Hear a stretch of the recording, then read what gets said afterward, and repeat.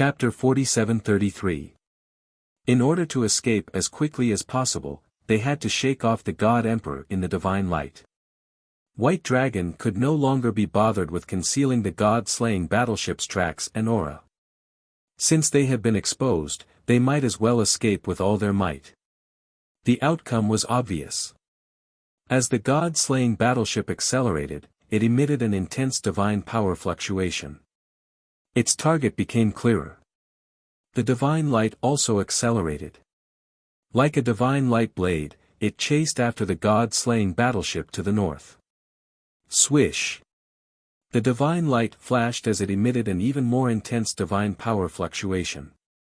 It alarmed all the beasts in the surrounding 50,000 kilometers.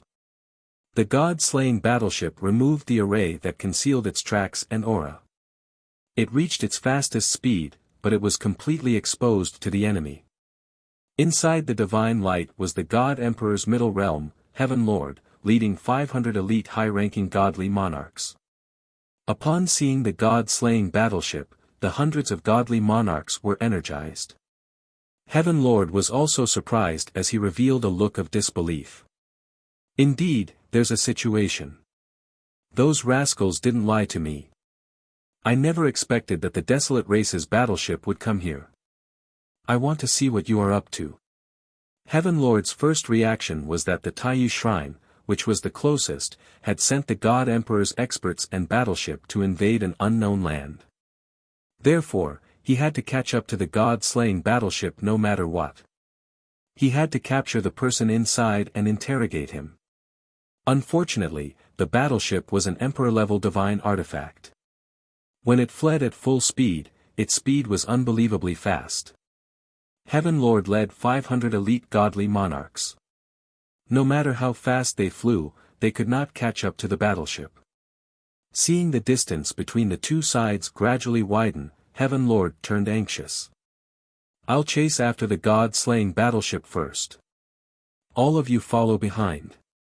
Also, send the order to the surrounding leaders to surround and intercept it. Heaven Lord separated himself from the elite beasts and accelerated in pursuit of the god-slaying battleship. Although he was agitated, he was able to maintain his calm. He calmly and decisively gave the order. He was confident in his own strength, but he was not blindly arrogant to think that he could deal with the god-slaying battleship alone. As a precaution, he sent the order to get the other leaders to help. This would give him a greater chance of intercepting the god-slaying battleship. Of course, if the situation worsened and he and his elite godly kings were unable to deal with the divine warship, he would seek help from the other two lords.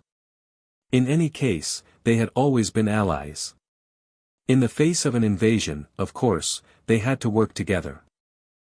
A few breaths later, the Heaven and Earth Lord chased after the god-slaying battleship and disappeared into the horizon. The 500 beastmen elites continued to advance, but a few captains were responsible for transmitting messages to the surrounding beastmen leaders. White Dragon steered the god-slaying battleship and fled frantically. But in the process of fleeing, his emotions gradually calmed down. Even though his spiritual awareness had detected a huge figure chasing after the battleship for tens of thousands of miles, he still couldn't let it go. However, his thumping heart gradually calmed down, and he calmly made a series of reactions. First, he removed the concealment array of the battleship and focused all his energy on flight and escape. Secondly, he activated the defensive shield of the battleship, in case the God Emperor of the Beast race were to attack them from behind. After that, he hurriedly contacted Ji Tianqing, who was recuperating in seclusion in the Divine Pagoda, and reported the situation to his master. Less than a day had passed in the outside world. Ji Tianqing never expected that he would be awakened by White Dragon after entering the distorted spacetime and cultivating in seclusion for 20-odd days.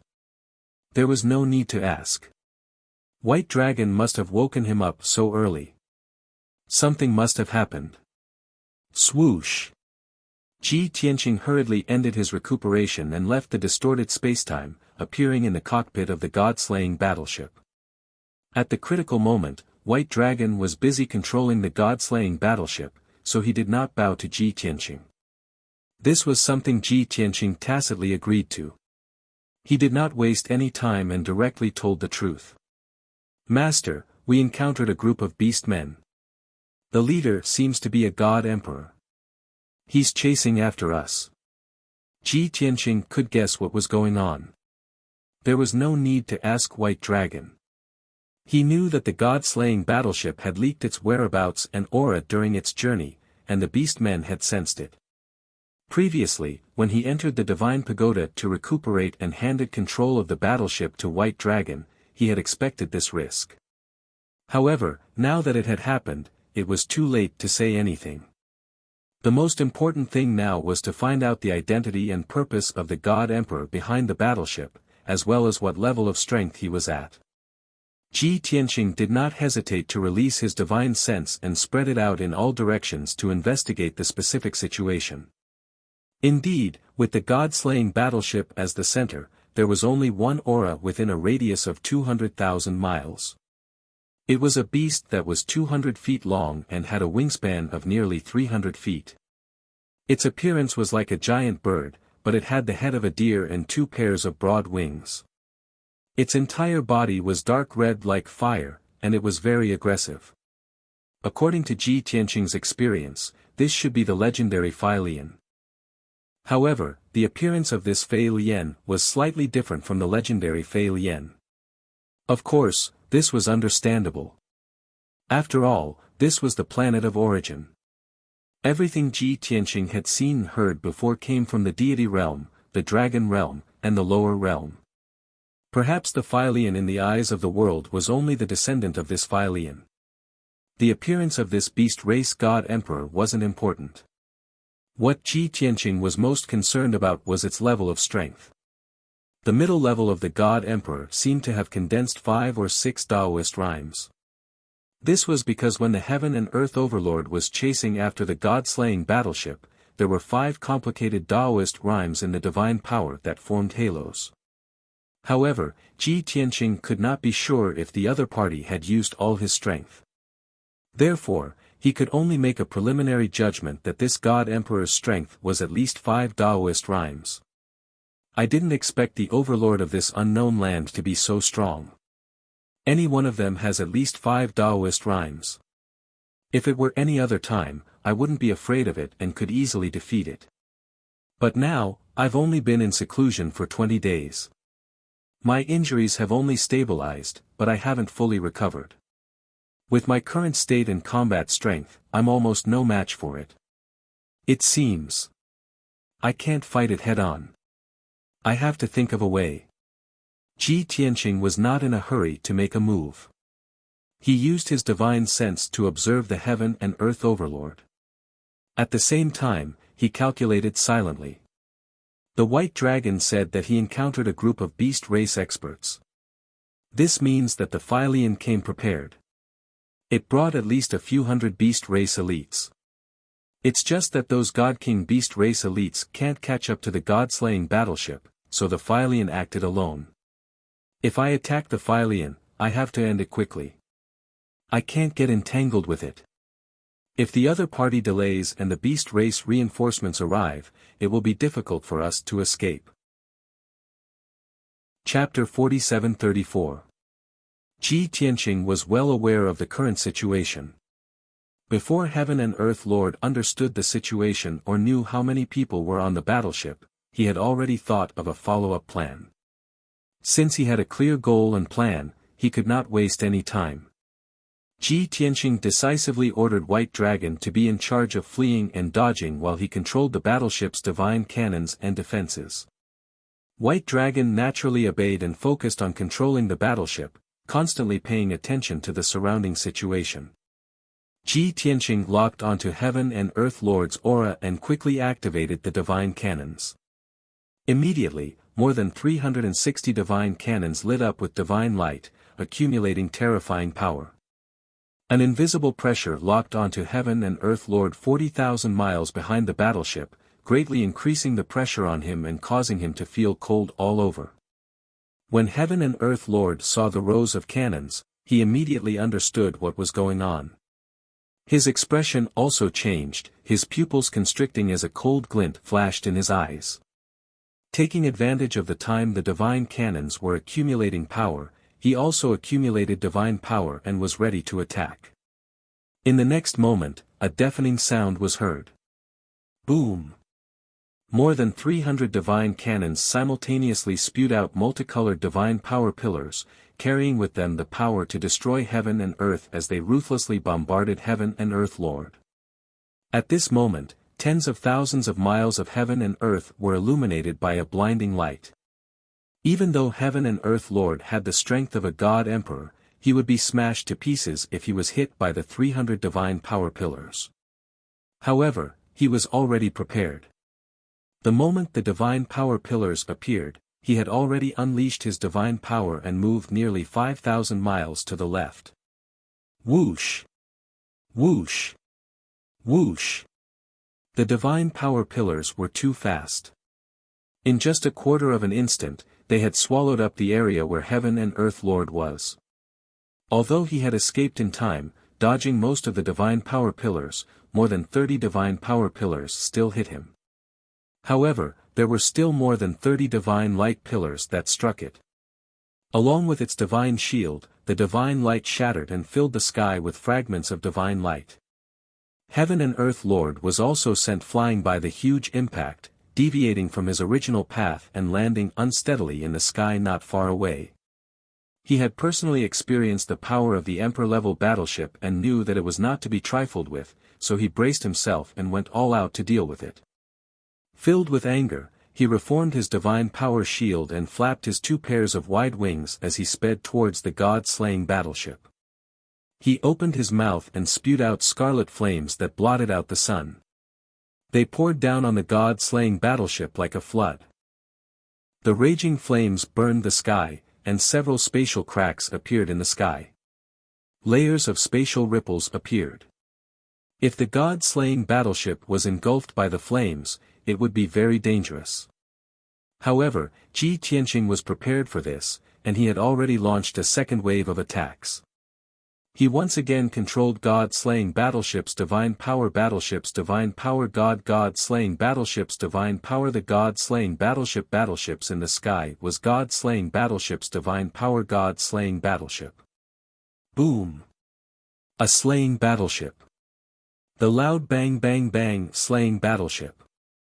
The flames melted the countless beams of divine power, causing them to quickly dissipate.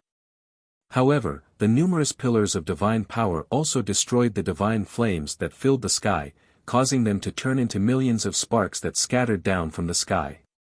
Both attacks were extremely powerful, but they did not achieve the desired results. They cancelled each other out in the sky. When the Qinquan Lord saw that his attack had been so easily neutralized, he flew into a rage. Damn desolate race bastards, so what if you have a battleship? I don't believe that you won't consume resources when you launch an attack with a warship. Can your attack speed be faster than mine? Indeed, only the various divine temples of the desolate race had Emperor-class battleships. As for the beast race, they had no way to create a divine warship. They couldn't even create an imperial divine warship. In the past tens of thousands of years, the beast race and the experts of the 2 temples had fought and killed each other many times. What gave the beast race experts the most headaches were the battleships of the 2 temples. As long as they had enough resources and their warships weren't damaged or destroyed, they could continue to attack and bring great trouble to the beast race experts. However, although a battleship was a killing machine on the battlefield, it was not omnipotent. The most basic point was that a battleship needed a certain amount of time to launch an attack. It could take as long as a few seconds, or even 10 or 20 seconds. The shortest would be a few seconds. This was the experience that the beast race experts had accumulated over tens of thousands of years of fighting the desolate race experts. For example, the Qinquan Lord knew the weakness of the battleship, so he had grasped the technique to deal with the battleship. As the divine flames and divine power pillars of light collapsed and dissipated, the Qinquan Lord had already begun his next move. At his fastest speed, he circled around to the side of the god-slaying battleship. He raised his deer-like head and released hundreds of lightning pillars and dark red flame pillars that blasted at the battleship. The battleship was massive in size. Although it could fly very quickly, it was not agile enough to maneuver around in a small space. Even if Ji Tianqing personally piloted the god-slaying battleship, he was unable to overcome this inherent flaw. It was impossible for the battleship to turn around or change the direction of the divine cannons before accumulating energy to attack the Qianquan Lord. At this critical moment, Ji Tianqing could only temporarily give up on piloting the battleship. He released what little divine power he had left to condense a gigantic shield to block the Qianquan Lord's attack. Boom! Hundreds of lightning pillars and dark red flame pillars slammed into the gigantic shield, producing an earth-shattering boom that reverberated throughout the world. Ji Tianqing had yet to recover from his injuries and he was still very weak. After forming the divine power shield, it was very difficult for him to launch a counterattack against the Qianquan Lord within a second. As such, all he could do was block the Qianquan Lord's attack and protect the god-slaying battleship from being damaged. However, he had already prepared a plan. As he formed the shield, he sent a voice transmission to another god emperor. Pan Ruo, it's your turn. That's right. The trump card he had prepared in advance was Pan Ruo God Emperor.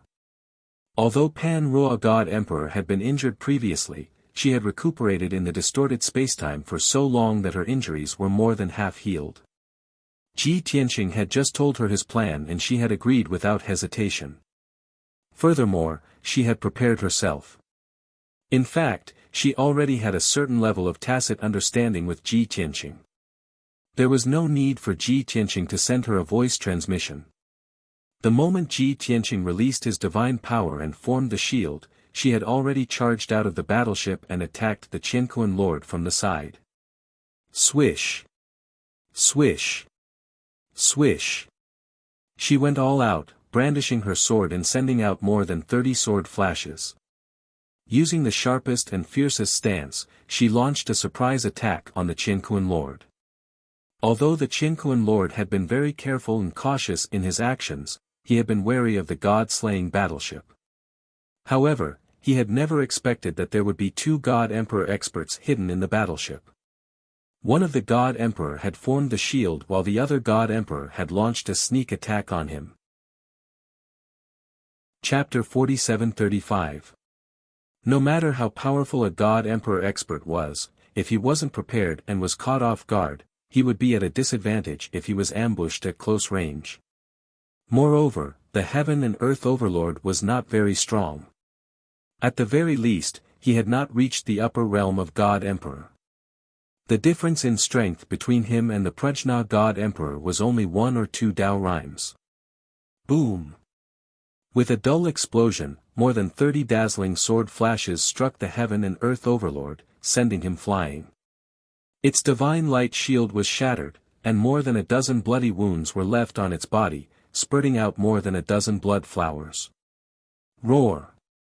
In pain, the Heaven and Earth Overlord let out a furious roar and retreated 20,000 miles away from the god warship. He neutralized the impact of the sword flashes and hurriedly circulated his energy to suppress his injuries and expel the remaining sword chi in his body.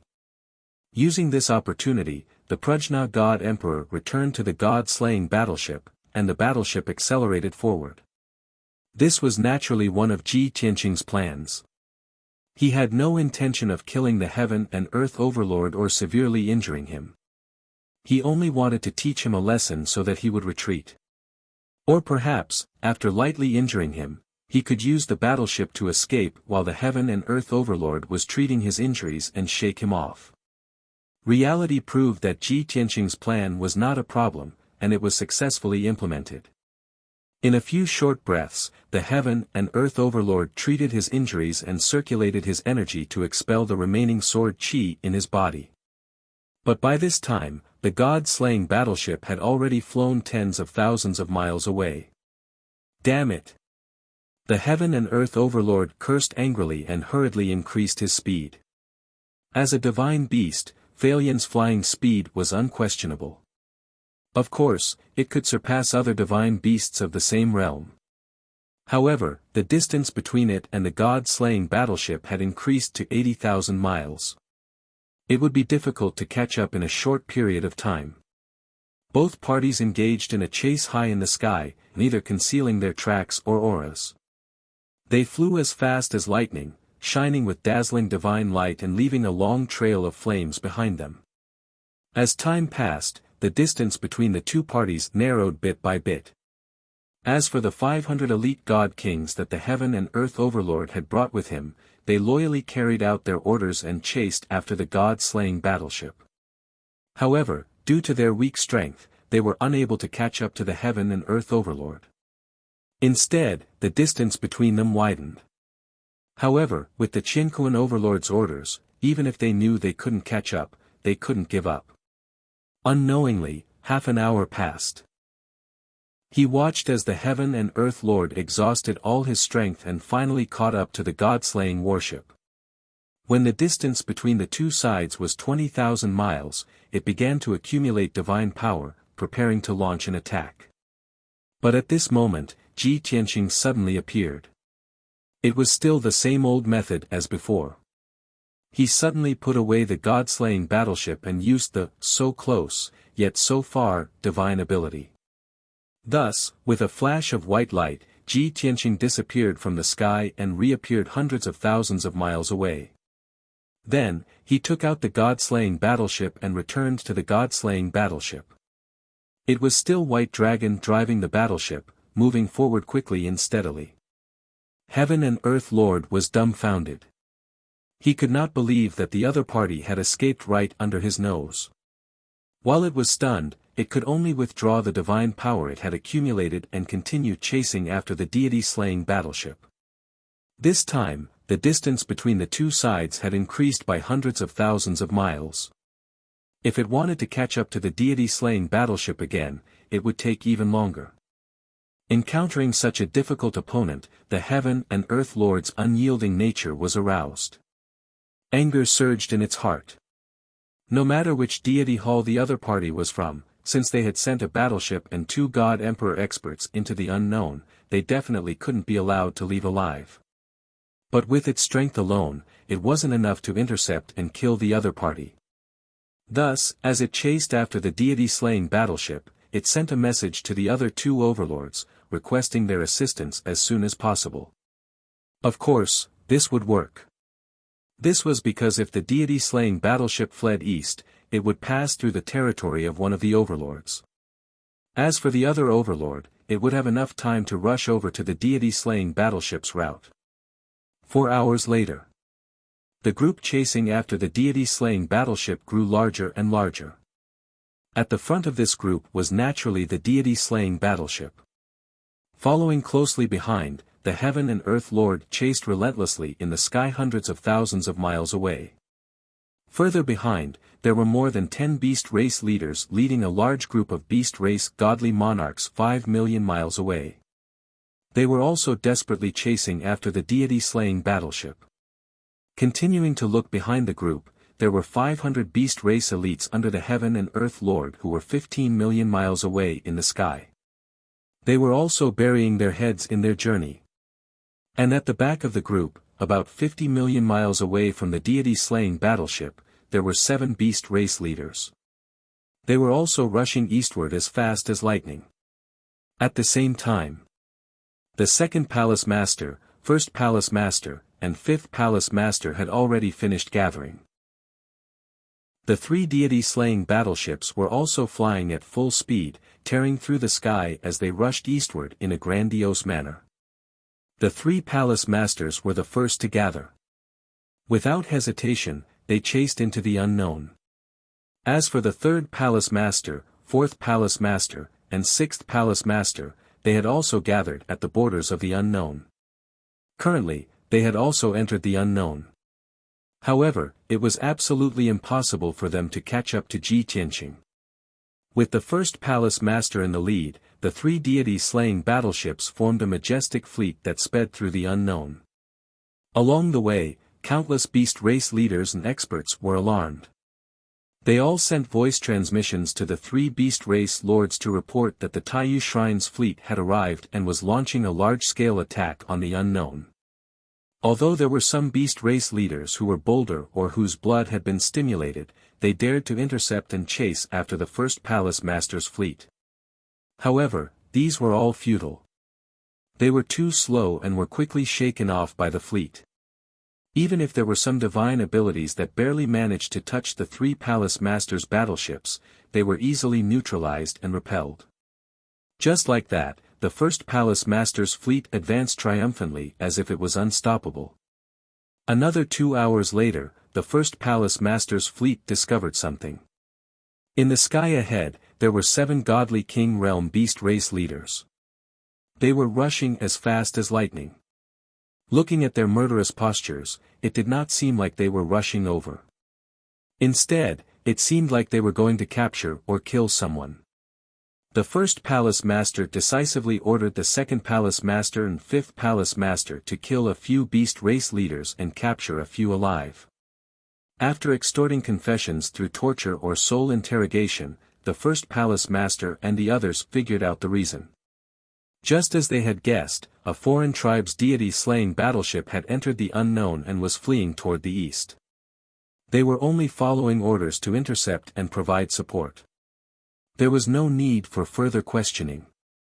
The first Palace Master and the others immediately understood that the foreign tribe's deity-slaying battleship must be their target. Therefore, the first Palace Master killed the beast race leaders and threw their corpses into the wilderness. The fleet sped up and chased toward the east with murderous intent. After another few hours, the first Palace Master's fleet encountered another situation. In the sky ahead, there were 500 godly King Realm beast race experts who were also rushing forward with all their might. The result was self-evident. Chapter 47-36. The first Palace Master, second Palace Master, and fifth Palace Master all took action. With their strength, they easily killed more than half of the beast race experts. The remaining half of the beast race experts were captured and locked in the various divine warships. As the fleet continued to head east, the soldiers under the Hall Masters began to interrogate the beast race god kings. Most of the god kings of the beast race had managed to endure the torture, and there were even a few who had strong personalities who chose to commit suicide. However, a small number of beast race god kings still confessed. The first Palace Master used a soul assimilation technique to seize the memories of a few beast race god kings. As a result, the 3 Palace Masters understood that these elite beast race god kings were under the command of the Heaven and Earth Overlord and were pursuing a divine worship of a foreign race.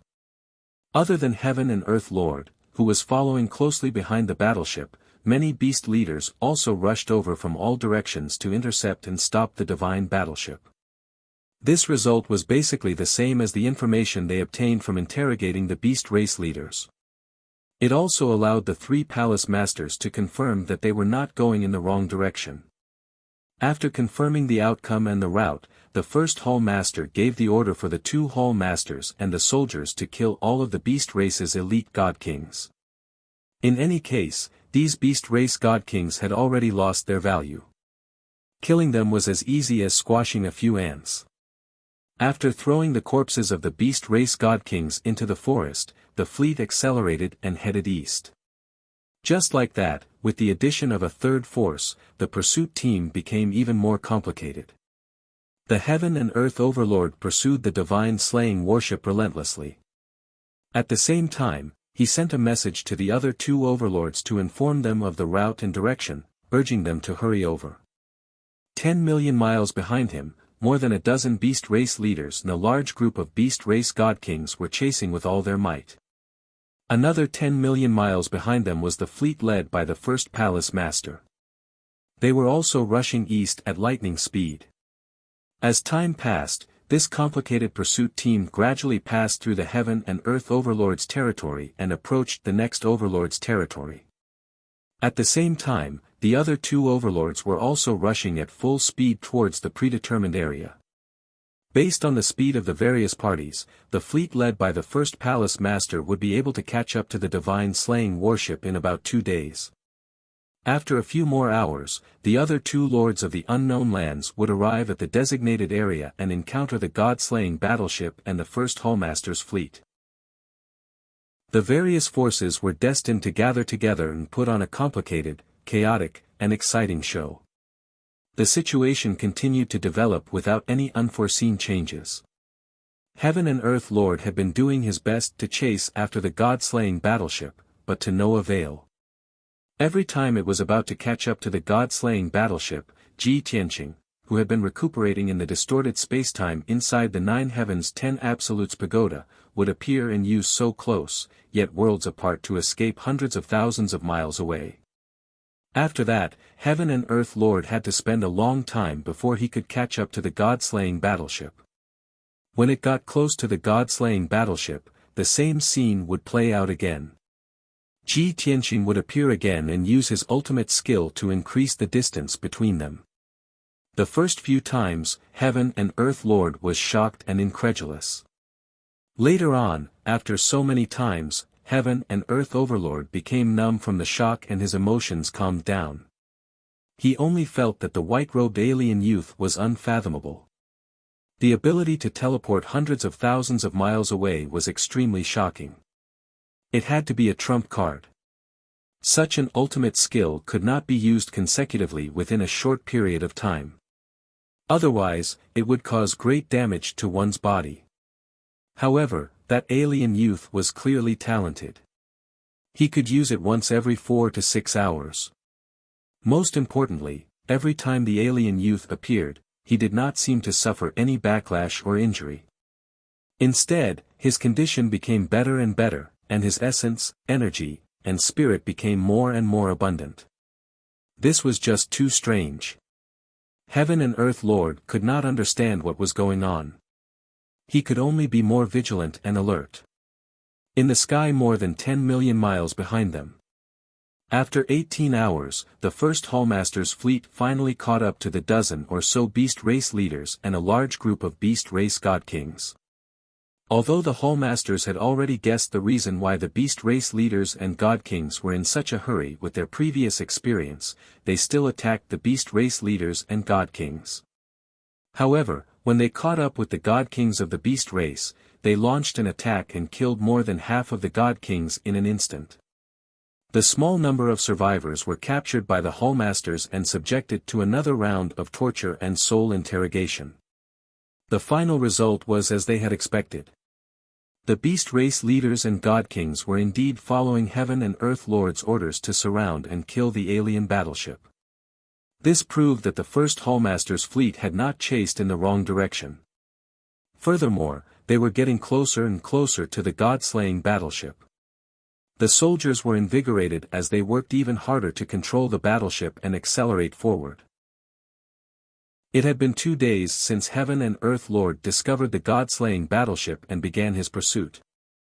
In these 2 days, he had caught up to the god-slaying battleship 9 times, but he was shaken off each time. As a result, he had expended a large amount of divine power and was mentally exhausted. However, he did not have the chance to attack because he was in a hurry. He was filled with rage, but he could not do anything to the god-slaying battleship. He sent a message to the 2 lords to ask when they would arrive to help. The 2 lords quickly replied, telling him not to worry and that they would arrive soon. Heaven and Earth Lord secretly heaved a sigh of relief. He thought to himself that when the 2 lords arrived, they would ambush and intercept the god-slaying battleship. Everything would be perfect. At that time, no matter how many tricks the other party had, they would not be able to escape from their palms. However, Heaven and Earth Lord never expected that just as he was rubbing his palms and preparing for a big battle, something unexpected would happen. In the sky behind him, a dazzling divine light was gradually approaching. Just by looking at it, one could only see a dazzling divine light. However, Heaven and Earth Lord released his divine perception and saw the scene in the divine light.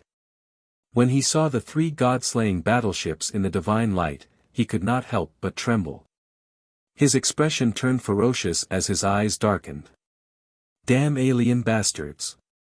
They actually have accomplices. For battleships invading our territory. What are they trying to do? Without hesitation, Qianquan Lord mixed the 3 warships behind him with the warship in front of him.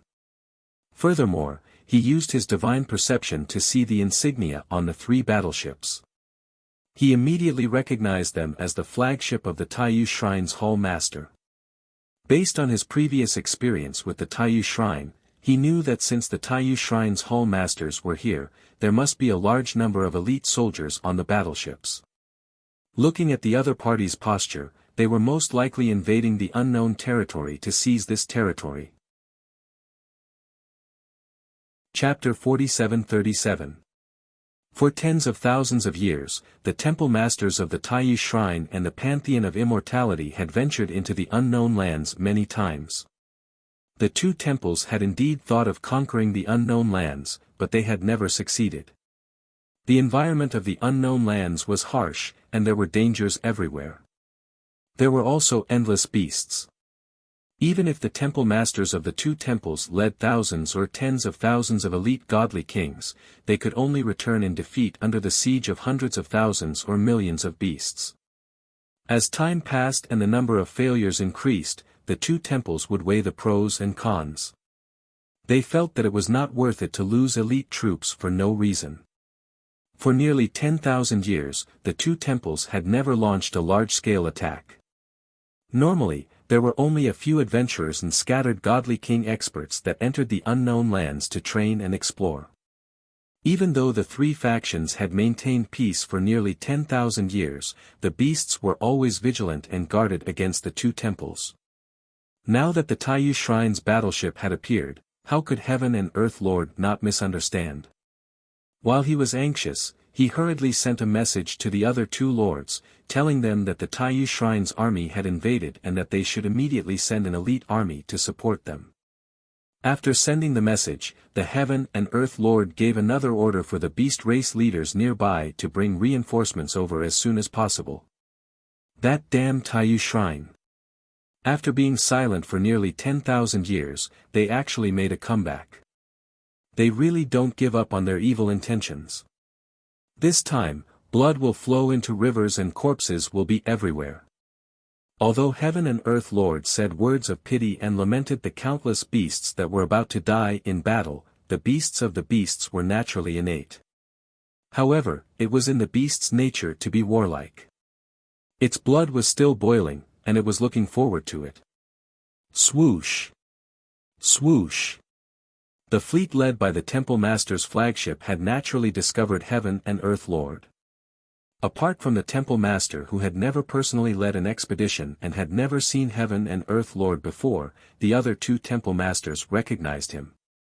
They hurriedly reported to the Temple Master about Heaven and Earth Lord's identity and related information. The Grand Palace Master was very confident and gave the order in an imposing manner. Don't bother about that ugly snake. Our target is that strange race youth. Heaven and Earth Lord has been chasing after that alien youth. Since we have caught up to him, it means that the alien youth is not far ahead. He ignored the Heaven and Earth Overlord and sped up to find that foreign race youth as soon as possible. If the Qianquan Overlord dares to spoil our plans, then we'll kill him as well. The Lord Hallmaster's words were very domineering, but he was an upper realm god emperor, so he had the right to be domineering. Thus, the 3 warships spared no expense and increased their speed to the maximum. The speed of the entire fleet increased by about 10%, and the effect was very obvious. Heaven and Earth Lord, who was flying at full speed ahead, naturally felt the fleet's acceleration, and his face turned gloomy. Damn it! The battleships of the Taiyu Shrine are even faster than I am. At this rate, they will be able to catch up to me in less than 100 breaths. He had to think of a way to obstruct them. Otherwise, if the 4 battleships join forces and attack me from the front and back, won't I be dead for sure? Heaven and Earth Lord liked to fight, but he was not stupid or reckless. Now that things had developed to this stage, he would not sit still and wait for death. Of course, he chose to take the initiative to attack. Swoosh! Swoosh swoosh! He quickly accumulated a large amount of divine power and suddenly turned to look at the three battleships. Through the antlers on his head, he released thousands of lightning pillars and huge flaming swords that filled the sky. Although there was still a distance of 60 to 70,000 miles between him and the fleet. But if the fleet followed closely behind him, it was equivalent to colliding head-on with the thousands of lightning pillars and hundreds of flaming swords. The two of them moved in opposite directions, and the time taken was even shorter, leaving not much time for the fleet to react. Moreover, with the Lord Hullmaster personally overseeing, the morale of the entire fleet's soldiers was high, and their confidence multiplied. They did not take the Heaven and Earth Lord seriously at all, and they did not expect him to be so bold as to attack them first. When the soldiers controlling the battleships saw the lightning pillars and flaming swords flying towards them, they were stunned for a moment. Even if they immediately came back to their senses and activated the array as quickly as possible to intercept the divine powers and secret skills, it was already too late. Boom boom boom. Bam bam bam. A deafening sound exploded, reverberating between heaven and earth. Hundreds of lightning pillars and flaming swords ruthlessly struck the three divine battleships. In the sky and on the ground, the space within a radius of 10,000 miles was immediately filled with endless lightning and fire. The destructive shockwaves spread out in all directions along with countless fragments of divine light. The surrounding mountains and forests within a radius of tens of thousands of miles were destroyed on the spot, causing smoke and dust to fill the sky. The three battleships were sent flying by the shockwaves, tumbling towards the ruins. Fortunately, the three Hullmasters acted in time and used their powerful divine powers to neutralize the terrifying shockwaves, stabilizing the battleships and preventing them from falling into the ruins. Of course, no matter how strong the battleship's defenses were, they could not be undamaged after suffering such a powerful attack. Craters and cracks appeared on the surface of each battleship. Fortunately, these were all external injuries and did not affect the normal use of the battleships. A large number of Godly King experts quickly cast spells to repair the damage to the battleships. The Heaven and Earth Lord had achieved his goal. After casting spells to attack the three battleships, he laughed coldly and flew away. The three battleships were pushed back 1,000 miles. Stabilizing the formation, repairing the damage, and then speeding towards the east wasted a lot of time. The distance between the fleet and the Heaven and Earth Lord was increased to tens of thousands of miles. The distance between the fleet and the god-slaying battleships was increased to more than 300,000 miles. The Heaven and Earth Lord did this to buy time for himself and also unintentionally to buy more time for Ji Tianqing. The three warships that had rejoined the chase became even more aggressive. Not only were the soldiers on the battleships furious, but even the three Hullmasters were furious. They swore to kill the Heaven and Earth Lord to establish their dominance. Damned beast, we've already spared its life by ignoring it, yet it still dares to attack us? Since it's seeking its own death, I'll grant it its wish. It's chasing that alien youth. We have the same goal. How can it be so stupid to attack us? Beasts have always been ignorant and stubborn. With their brains and intelligence, how can they understand that an enemy's enemy is a friend? Forget it. It's just a lowly beast. Even if it has the same goal as us, it has no right to be our friend. Perhaps the Heaven and Earth Lord is determined to get that alien youth and does not want us to get involved. Since it wants to snatch him from us, we can't let it off. We have to retaliate and teach it a lesson. Speed up and chase after it. Let's kill it first. Chapter 47-38. The three temple masters gave the order, and the fleet sped up to chase after the Heaven and Earth Lord. After another 15 minutes, the fleet finally caught up with the Heaven and Earth Lord. The two were less than 30,000 miles apart. This time, the soldiers controlling the warships were on high alert. They had already formed a defensive shield around the warships, so they were not afraid of the Heaven and Earth Lord's sudden attack. Under the control of the many soldiers, the warships accumulated a vast amount of power. They all opened their divine cannons and locked onto the Heaven and Earth Lord. The Heaven and Earth Lord, who was rushing with all his might, felt immense pressure. He immediately tensed up. Of course, he knew that there was no way he could dodge the 3 warships firing at him at the same time. With the power of the 3 warships, even if they could not kill him on the spot, they could severely injure him and cause his strength to drop greatly.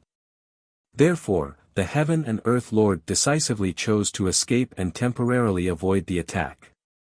Knowing that the other party outnumbered him and that his reinforcements had not arrived, he did not want to tangle with the Taiyu Shrine's fleet. Swoosh!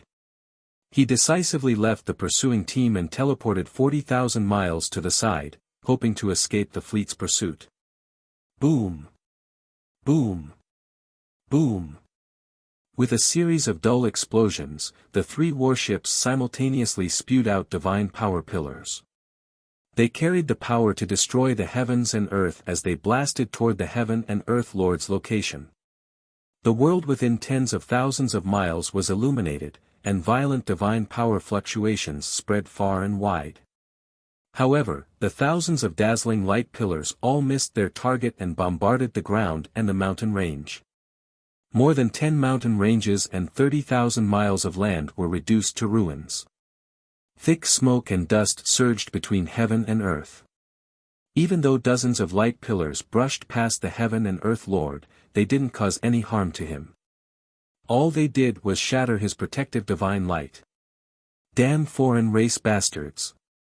When my reinforcements arrive, I'll teach you a lesson. The Heaven and Earth Lord flew forward, turning his head to glare at the 3 warships and cursing fiercely.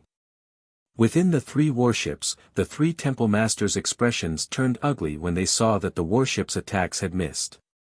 They scolded their subordinates. However, they did not plan to continue pursuing the Heaven and Earth Lord. Since the Heaven and Earth Lord had tactfully moved aside and had no intention of attacking or obstructing the fleet, they would temporarily spare his life. Whoosh! The fleet gradually increased its speed to chase after the god-slaying battleship. The first palace master had already used his divine sense to detect that there was a warship flying at high speed 360,000 kilometers ahead. The battleship didn't have any emblems, and its shape and style were different from the Taiyu shrines. It should be the battleship of the alien god emperor. As time passed, 6 hours later, the distance between the fleet and the god-slaying battleship gradually shortened from 360,000 li to 280,000 li. At this time, White Dragon, who was piloting the god-slaying battleship, still hadn't discovered the Taiyu Shrine's fleet and was still flying at the same speed as before. Meanwhile, Ji Tianqing was recuperating in the distorted spacetime of the 9 Heavens 10 Absolutes pagoda. He was unaware of the outside world for the time being. But there was one thing that was more interesting. Heaven and Earth Lord avoided the Taiyu Shrine fleet, but it did not give up on chasing the god-slaying battleship. It only changed its route and continued to chase after them from the left side of the fleet's route, about 80,000 kilometers away. Now, the Taiyu Shrine's fleet had caught up to it and was on par with it. Both sides were chasing after the Taiyu Shrine's fleet. They were on the same line, just 80,000 kilometers apart. Since Heaven and Earth Lord could monitor the fleet, the 3 palace masters on the battleship could also monitor Heaven and Earth Lord's every move. Of course, this situation was only temporary. The fleet speed was faster than Heaven and Earth Lord's. The distance between the two was bound to widen. The 3 palace masters still didn't think much of Heaven and Earth Lord, but the soldiers under them didn't dare to be careless. They were still on guard against Heaven and Earth Lord, maintaining their vigilance at all times. As for Heaven and Earth Lord, it was laughing coldly in its heart. Hee hee. My reinforcements are about to arrive. You're dead meat. As expected. In a short 15 minutes, the god-slaying battleship at the front of the fleet encountered an unexpected situation. White Dragon was piloting the god-slaying battleship to the east. Suddenly, it saw a dazzling god-slaying light in the sky ahead of it. The dazzling god-slaying light only used a few breaths' time to travel from 80,000 kilometers away to 50,000 kilometers away from the battleship. White Dragon instantly understood that it wasn't the Taiyu Shrine's battleship, but the God Emperor of the beast race. He hurriedly controlled the array to speed up the god-slaying battleship's escape. It also dodged 20,000 kilometers to the right. At the same time, he hurriedly woke up Ji Tianqing, who was recuperating in the god-slaying pagoda. "Master, there's another God Emperor attacking. It should be the beast race."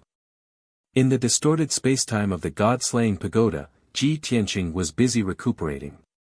Previously, he had fought for 2 days and a few hours. He had already been recuperating in the distorted spacetime for close to 4 months. Now, his injuries had stabilized and he had recovered 70%. He had the strength to fight again. After hearing White Dragon's report, he hurriedly stopped recuperating and left Jiutian 10 Absolute's pagoda. Swoosh! With a flash of white light, Ji Tianqing appeared in the cockpit of the god-slaying battleship. There was no need for White Dragon to report anything. He immediately released his divine sense to investigate the situation around him. When his divine sense spread out, the first thing he detected was the divine light that was charging toward him from the left. In the multicolored divine light that was like a cloud, there was a giant beast that was as black as ink and exuded a chilling aura. It exuded the majestic aura of a god emperor. White Dragon's guess was right. It was indeed the god emperor of the beast race. Moreover, Ji Tianqing could also tell that it was a mid-level god emperor. Its strength was no weaker than the heaven and earth overlord of the beast race. Immediately after, his divine sense spread out more than 20,000 kilometers and sensed the existence of 3 battleships. The auras of the 3 emperor-level battleships were very powerful. They were arranged in a formation and seemed to be well-trained and well-coordinated. Ji Tianqing's expression changed on the spot. His pupils constricted and his gaze became serious. "It's the Taiyu Shrine. The fleet formed by the 3 Palace Masters' battleships is about to catch up." He had never expected that the Taiyu Shrine's fleet would catch up to him after escaping with all his might and finally entering the unknown land. The speed of the fleet and the precision of their tracking made him feel incredulous. He could immediately determine that there must be a core figure of the Taiyu Shrine in the 3 battleships. It was either the 2nd Palace Master or the 1st Palace Master himself. Only these 2 key figures had such strength and means. His divine sense had also detected that the heaven and earth overlord was also doing his best to catch up tens of thousands of kilometers to the left of the fleet. But in comparison, the threat that the 2 beast race overlords brought to him was far less than the 3 battleships. Chapter 47-39. What should I do? The beast race god emperor was attacking from the front, and the Taiyu Shrine's fleet was chasing after him from behind. Ji Tianqing's current situation was truly hanging by a thread. It was extremely dangerous. He frowned as he pondered. A cold glint flashed across his eyes. At this moment, the pitch-black beast on the left was only 30,000 miles away from the god-slaying battleship. It was the overlord of the beast race in the north of this unknown land. Its name was Dark Wilderness. Dark Wilderness Overlord was at the middle stage of the God Emperor. It had condensed 6 Taoist rhymes and was one of the stronger overlords. It was also because of this that it was able to arrive at the battlefield faster than the other overlord. Previously, when the Heaven and Earth Overlord had sent it a message, it had explained the situation of the enemy battleship. Therefore, after it discovered the god-slaying battleship, it locked onto it. Now that it was 30,000 miles away, it exploded with an earth-shattering aura. It waved its huge claws and shot out 3 crescent-shaped light blades toward the god-slaying battleship. Swish! Swish! Swish! Swish! The 3 crescent-shaped light blades were extremely fast. They instantly streaked across the sky and arrived in front of the god-slaying battleship. However, the white dragon was already prepared. It had already activated the god-slaying battleship's defensive light barrier and dodged. Unfortunately, the crescent-shaped light blades were too fast. The god-slaying battleship dodged one of them but was still hit by two of them. Boom! Crack! The two crescent-shaped light blades struck the god-slaying battleship at the same time. There was a deafening explosion that spread across tens of thousands of miles. Countless fragments of divine light exploded and splashed in all directions, raining down in a voluminous manner. Not only did the two crescent-shaped light blades collapse, but even the god-slaying battleship's divine light barrier was mostly shattered. The powerful impact pushed the god-slaying battleship thousands of miles away. It rolled a few times before it stabilized. Then, the white dragon controlled the god-slaying battleship and sped up. At this time, he definitely wouldn't tangle with the Dark Wilderness Overlord to prevent the Taiyu Shrine's fleet from catching up. The Dark Wilderness Overlord used a divine power to push the god-slaying battleship back thousands of miles, successfully delaying it for 2 breaths of time. Just as it was about to unleash its divine abilities and secret techniques to launch a fierce attack on the god-slaying battleship, it realized that the god-slaying battleship had no intention of fighting back. It had actually sped up and fled.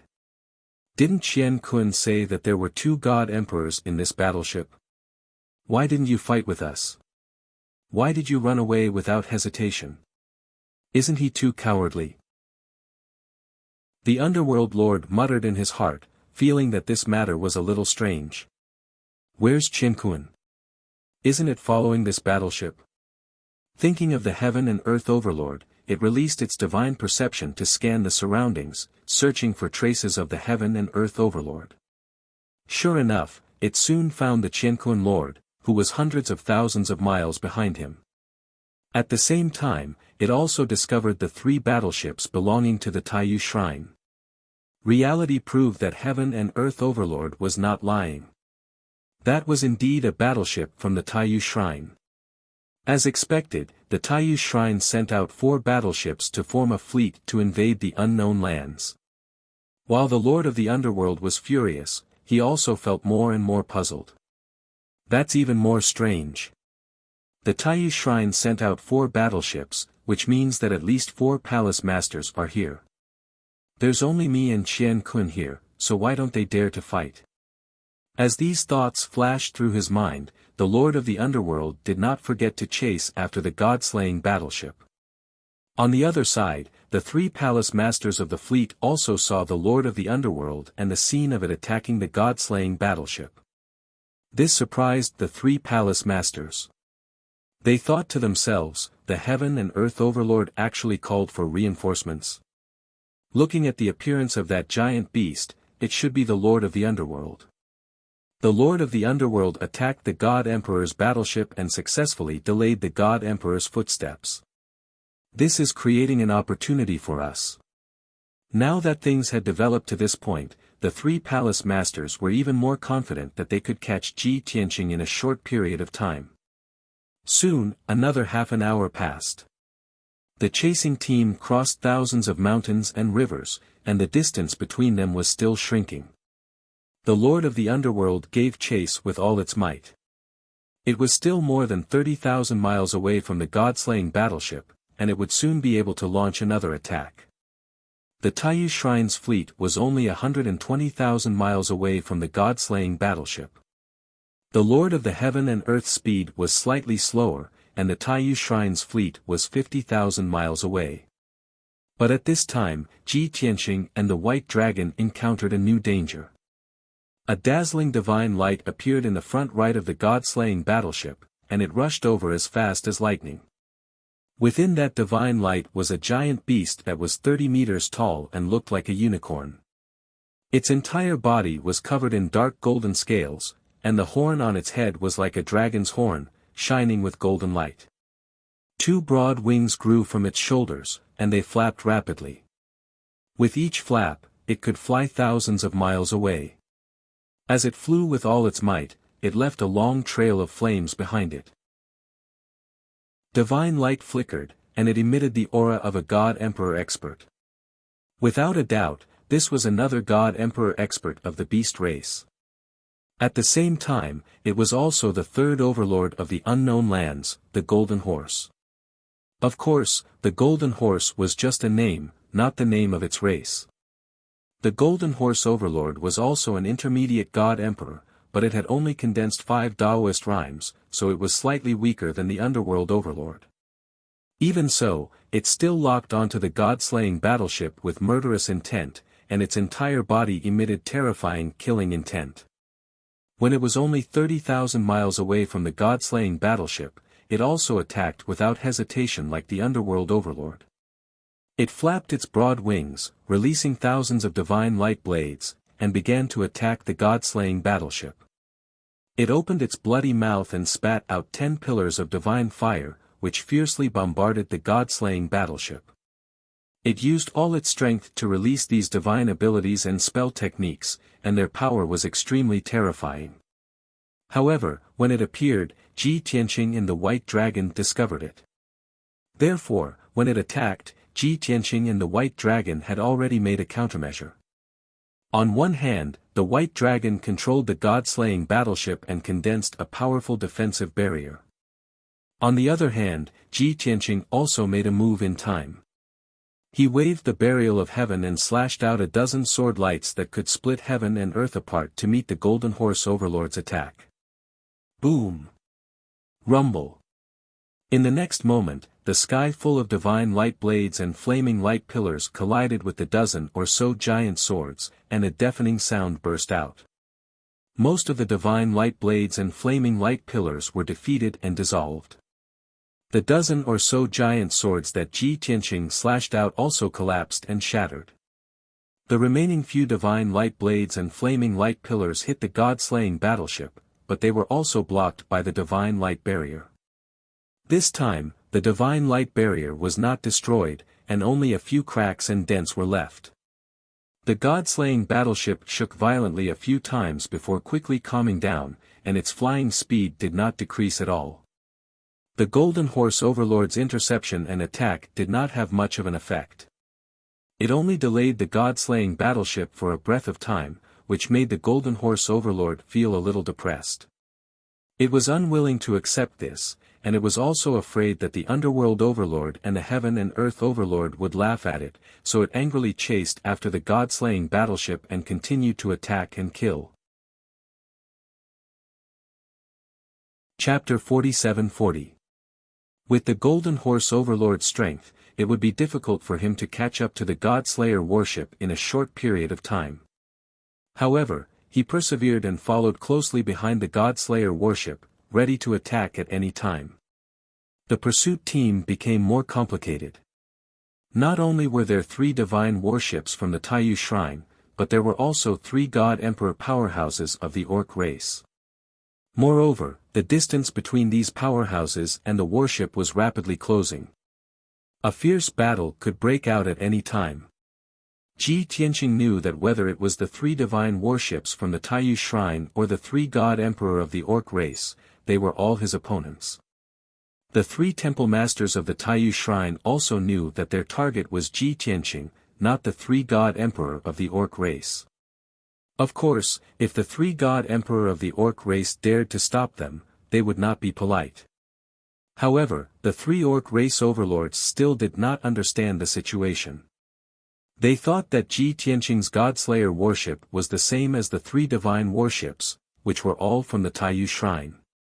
Therefore, they were under great pressure. While chasing, they did not forget to send messages to discuss countermeasures. They were also worried that if the 4 divine warships surrounded them and attacked them with all their strength, what would they do? The result was obvious. This special team was on guard against each other during the pursuit. They were all very cautious and vigilant. Ji Tianqing was fine. He only cared about moving forward with all his strength. However, the 3 God Emperor of the Orc race's feelings were very complicated. They had already seen that the 4 divine warships of the Taiyu Shrine had invaded an unknown place at the same time. They must have an unknown purpose. No matter how strong the other party was, they could not endure and retreat. They had to intercept them. Even if they could not win, they had to think of a way to minimize the losses and harm to the orc race. Not long after, the fleet of the Taiyu Shrine was faster and gradually approached the Underworld Lord and the Golden Horse Overlord. Although the three Temple Masters' target was the God Slayer warship and did not want to be entangled with the God Emperor of the orc race too much. However, both sides were on the same level and were too close to each other. This made Underworld and Golden Horse Overlord feel an intense pressure and danger. Yu Huang and Golden Horse Overlord finally couldn't bear it any longer. After discussing secretly with each other, they attacked at the same time, releasing their divine skills that could destroy heaven and earth, blasting towards the three battleships. Swish! Swish! Dazzling divine light flared up, covering the sky and the sun. Countless divine light blades, ice flames poured down like a flood, swallowing the three battleships. Fortunately, the soldiers operating the three warships were prepared. Not only did they form a defensive shield, but they also activated the divine cannons at the critical moment, releasing hundreds of divine light beams. Boom boom boom. In the next moment, more than 1,000 pillars of divine power collided with the sharp blades of divine light in the sky, producing a deafening explosion. The fragments of divine light that filled the sky exploded and rained down like a torrential downpour. The violent impact turned into rings of five-colored ripples that spread out in all directions. The defensive shields of the three divine warships were also shattered and collapsed on the spot. The attacks of the two beast race god emperor didn't cause any substantial damage to the Taiyu Shrine's fleet. However, the three palace masters couldn't bear the provocation of the beast race god emperor. No matter what, they had to fight back. They couldn't just swallow their anger. Reckless fools, kill them. Those two idiots will always hinder us. Let's just kill them. The first palace master and second palace master were filled with anger as they gave the order. The soldiers operating the battleships hurriedly complied and activated the divine robes on the battleships, initiating the attack. In order to neutralize the attack of the two beast race god emperor, the three divine warships had already released their divine robes. This time, not only did the divine cannons fire, but the three battleships also released destructive lightning beams and endless divine flames. The sky was covered, and the dazzling divine light enveloped a radius of 30,000 miles. At the same time, the destructive divine light beams and divine technique attacks locked onto the auras of the two beast race god emperor. Even though the Underworld Lord and Golden Horse Lord sensed the danger and the threat of death and hurriedly fled and dodged, it was useless. Boom boom boom. In the next moment, divine light pillars and divine ability attacks covered the sky and covered the earth, drowning the figures of the two lords.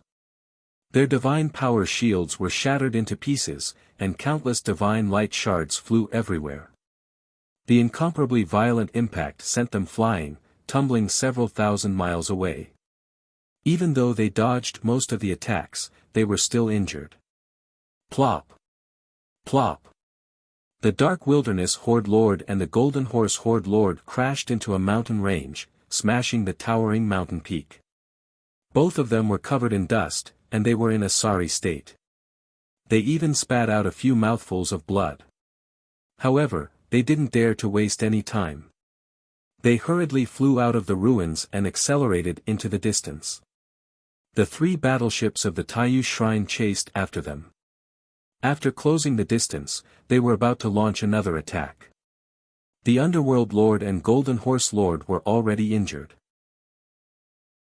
How could they dare to resist the attacks of the three divine battleships? They could only deviate from their forward route and fly to the side, hoping to escape the pursuit of the three battleships. In this way, they gave up chasing after the god-slaying battleships and focused on saving their lives.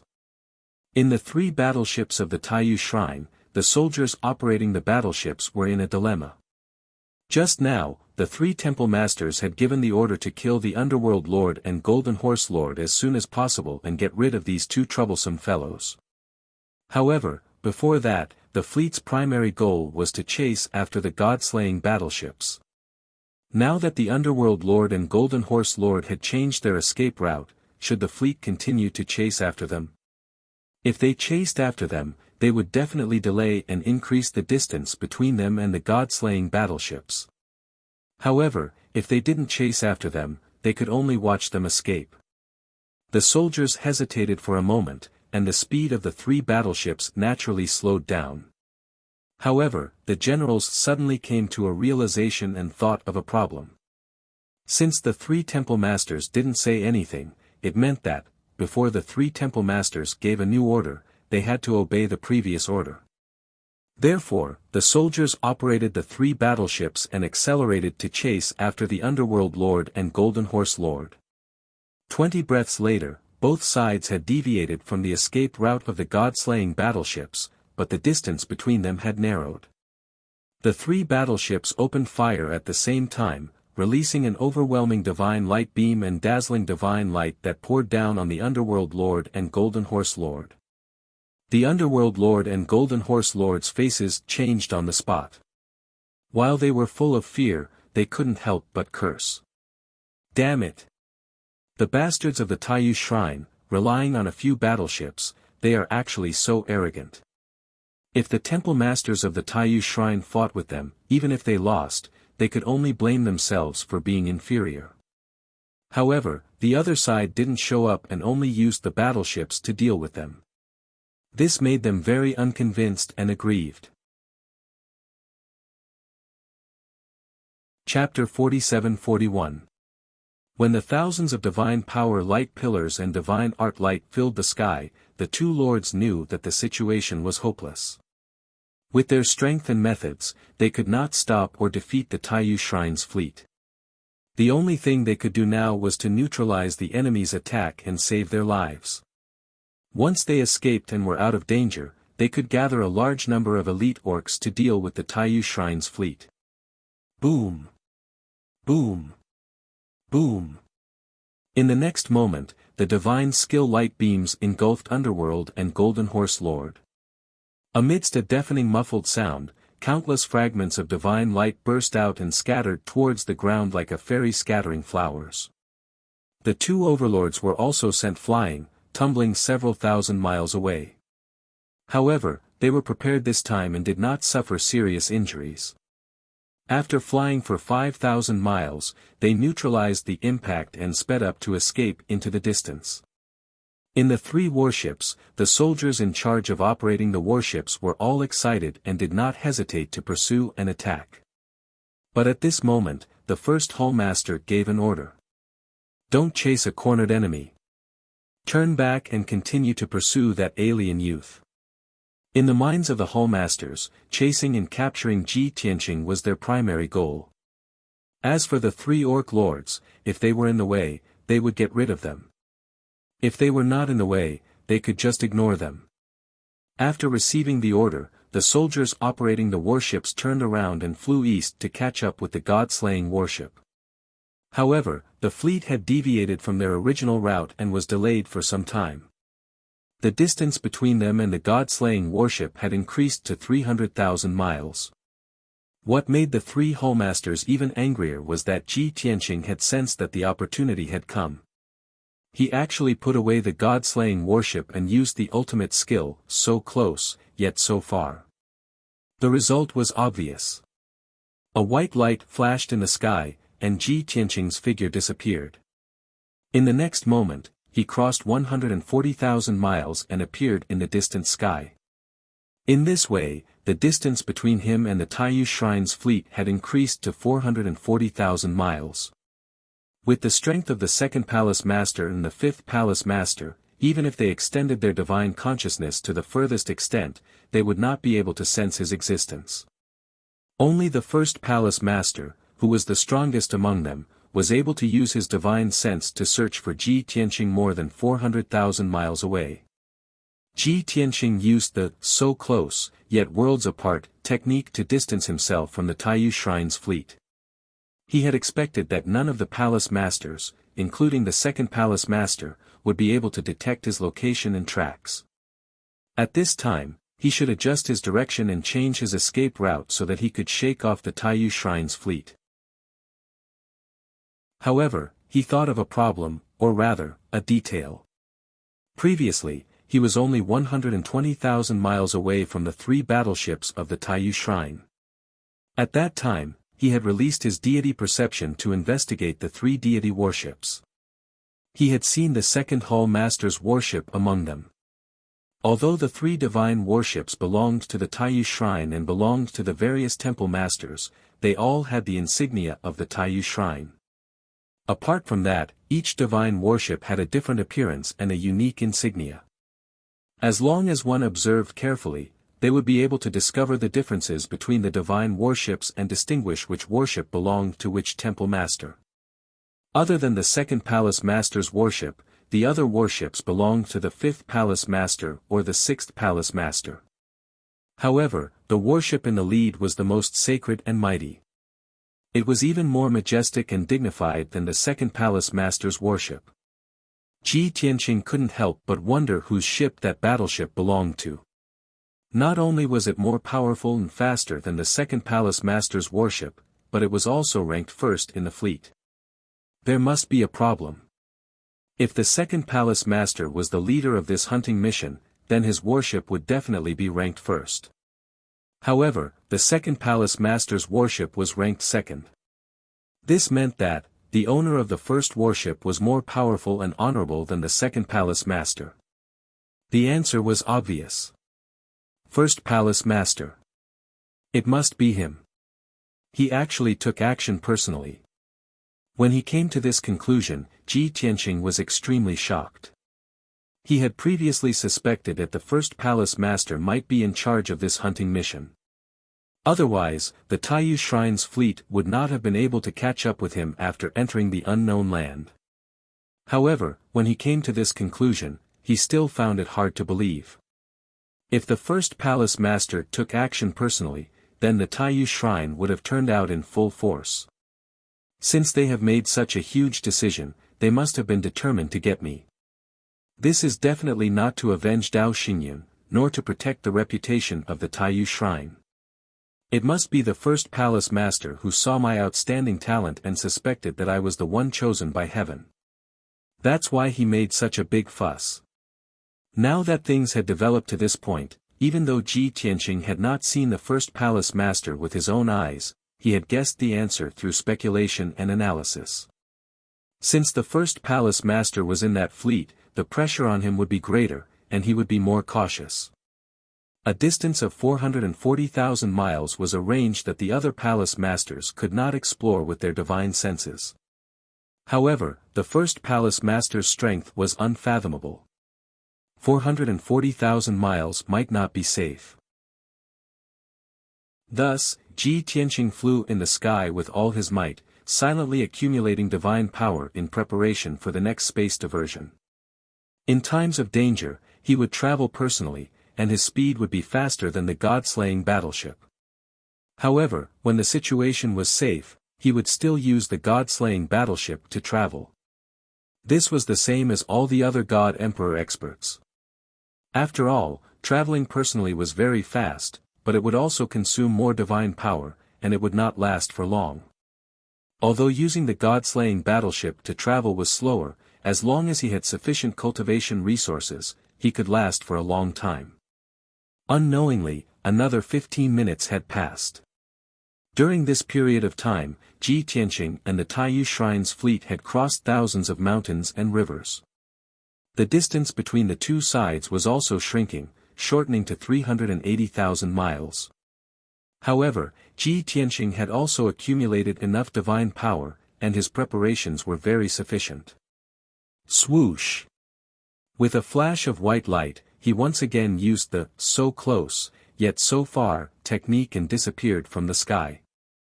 In the next instant, he had teleported 140,000 miles and appeared in the distant horizon.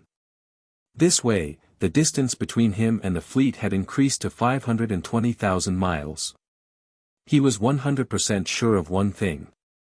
No matter how strong the first palace master was, his divine sense could not reach more than 500,000 miles. After all, 500,000 miles was a threshold, and it was also the limit that all God Emperor experts could reach with their divine senses. Thus, Ji Tianqing decisively changed his direction and escape route. He was still flying east, and his goal was still to pass through the unknown land and reach the territory of the Pantheon of Immortality. However, if he deviated more than 100,000 miles to the southeast, the Taiyu Shrine's fleet would completely lose track of him. Even if the palace masters realized that the situation was not good, they would use their divine senses and secret techniques to search for the divine power fluctuations and aura he left behind. It would also waste a lot of time. Chapter 47-42. Previously, when they were chasing after the deity-slaying warship, the second palace master had warned the first palace master that the foreign race youth was strong and had many tricks up his sleeve. However, the Lord Palace Master had never fought with Ji Tianqing before, and neither of them had met face to face. In the eyes of the Lord Hall Master, even if the other party was the one chosen by heaven, he was only at the middle level of God Emperor. How strong could he be? The first palace master did not take it to heart, and the hunting operation was carried out step by step. That was until Ji Tianqing used the so close, yet worlds apart technique, which increased the distance between them to over 500,000 kilometers. When the first palace master's spiritual sense could not find any trace of Ji Tianqing, he knew that the situation was not good. Damn it! That kid is indeed somewhat strange. He's actually able to execute the spatial teleportation technique twice in a row within 15 minutes.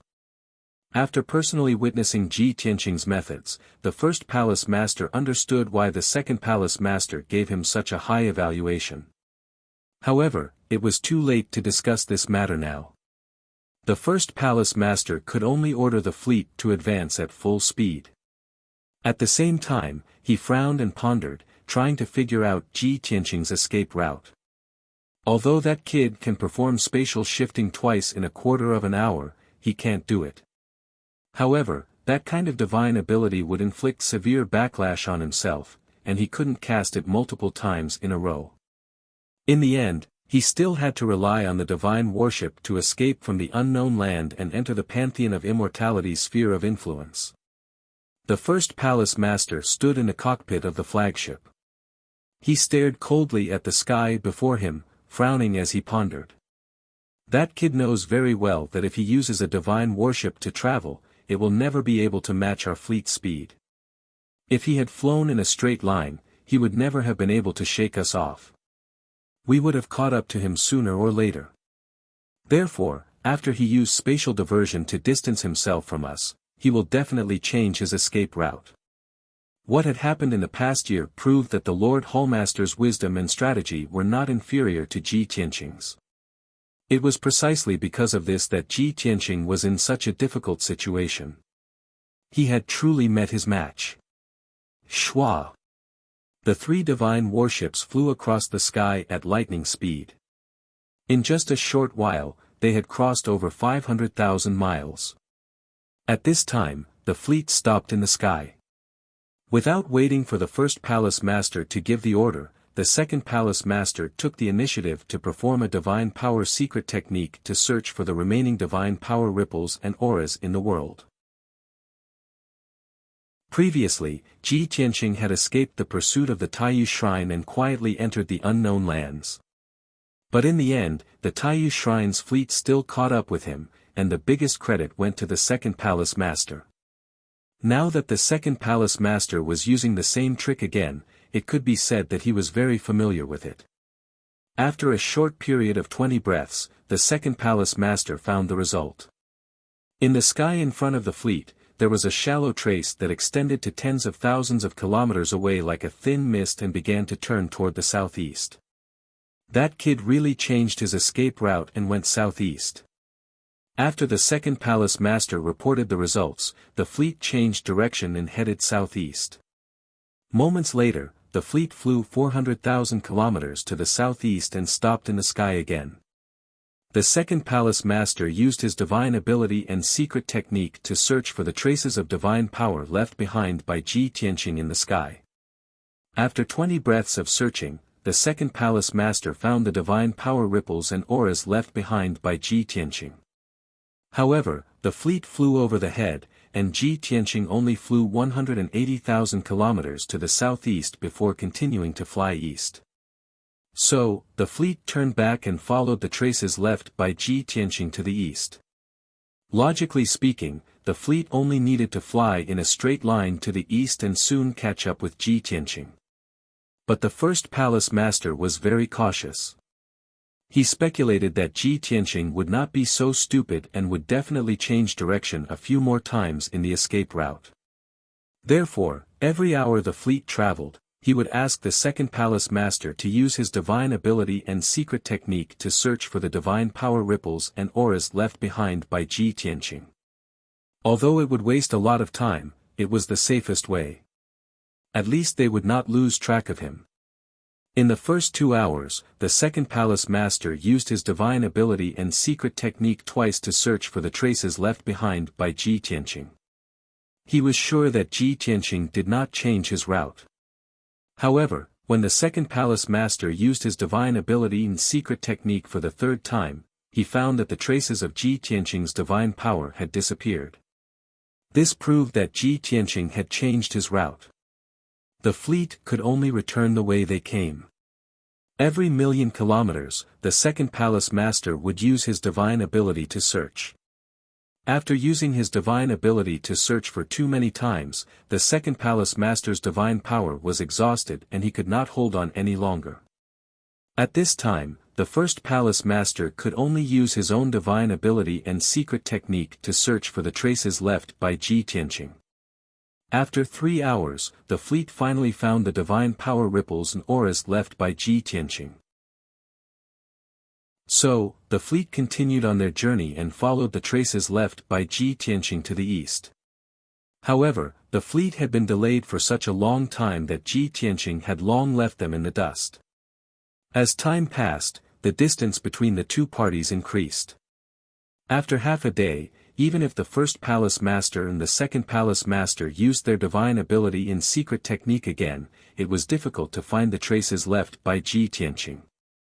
After all, the divine power ripples and auras he left behind were very weak and would fade and disappear in 2 to 4 hours. Since they could not find any trace of Ji Tianqing, the two palace masters were somewhat frustrated and could only give up on the search. The first palace master decisively ordered the fleet to advance at full speed to the east. Anyway, they knew very well that Ji Tianqing's ultimate goal was to pass through the unknown land and enter the territory of the Pantheon of Immortality. It was fine even if they lost track of him temporarily. As long as they crossed the unknown land at the fastest speed, they could continue to search for Ji Tianqing in the territory of the Pantheon of Immortality. At the same time, the god-slaying battleship was traveling through the unknown land, flying through the vast sea of clouds at lightning speed. In the cockpit of the battleship, Bai Long, who was in charge of steering the battleship, stared straight ahead and asked his master behind him. "Master, didn't we shake off the Taiyu Shrine's fleet a long time ago? Why do we have to change our route several times in the process of moving forward?" Ji Tianqing sat cross-legged on the ground with his eyes closed. He was meditating and adjusting his breathing.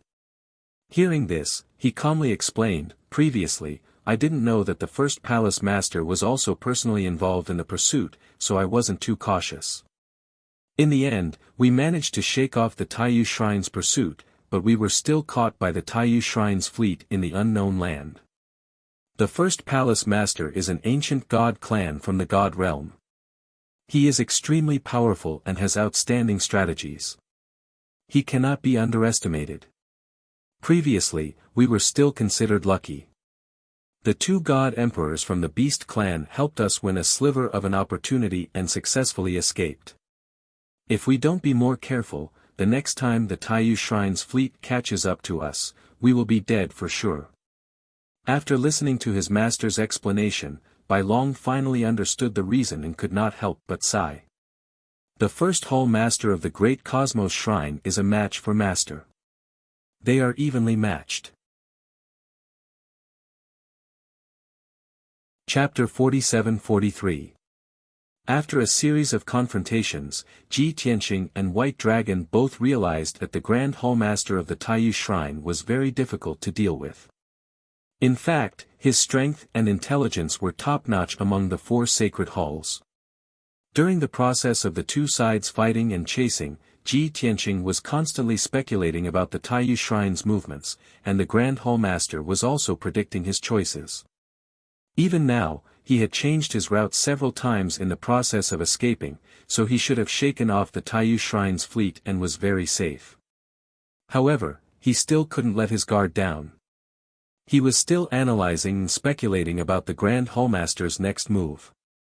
Now that we've shaken off the Taiyu Shrine's fleet, with the Grand Hallmaster's wisdom, he must have guessed that my target is the Pantheon of Immortality. Therefore, it's very likely that they'll go all the way east and pass through the unknown land at the fastest speed, entering the territory of the Pantheon of Immortality. When they get there, they'll probably wait at the edge of the unknown land. Otherwise, they'll secretly investigate my whereabouts in the territory of the Pantheon of Immortality. These thoughts flashed through Ji Tianqing's mind as he silently analyzed. He deduced several follow-up scenarios, weighed the pros and cons, and made a decision. White Dragon, change the direction and head south. Suddenly receiving his master's order, White Dragon subconsciously replied, yes. He controlled the array and made the Godslayer battleship fly south. Then he asked, Master, why change the direction? Aren't we going to the Pantheon of Immortality? Ji Tianqing shook his head and explained, of course we're going, but not now. The 6 Hallmasters of the Taiyu Shrine will come out in full force, even if they have to rush into the territory of the Pantheon of Immortality to catch us. Before Dao Xinyan died, he sent a warning to Lu Jiuyang and Yu Ming. If those 2 guys aren't stupid, they'll definitely join forces with the Pantheon of Immortality to find a way to deal with me. Therefore, now that we have entered the territory of the Pantheon of Immortality, we are walking right into a trap. We are surrounded by enemies.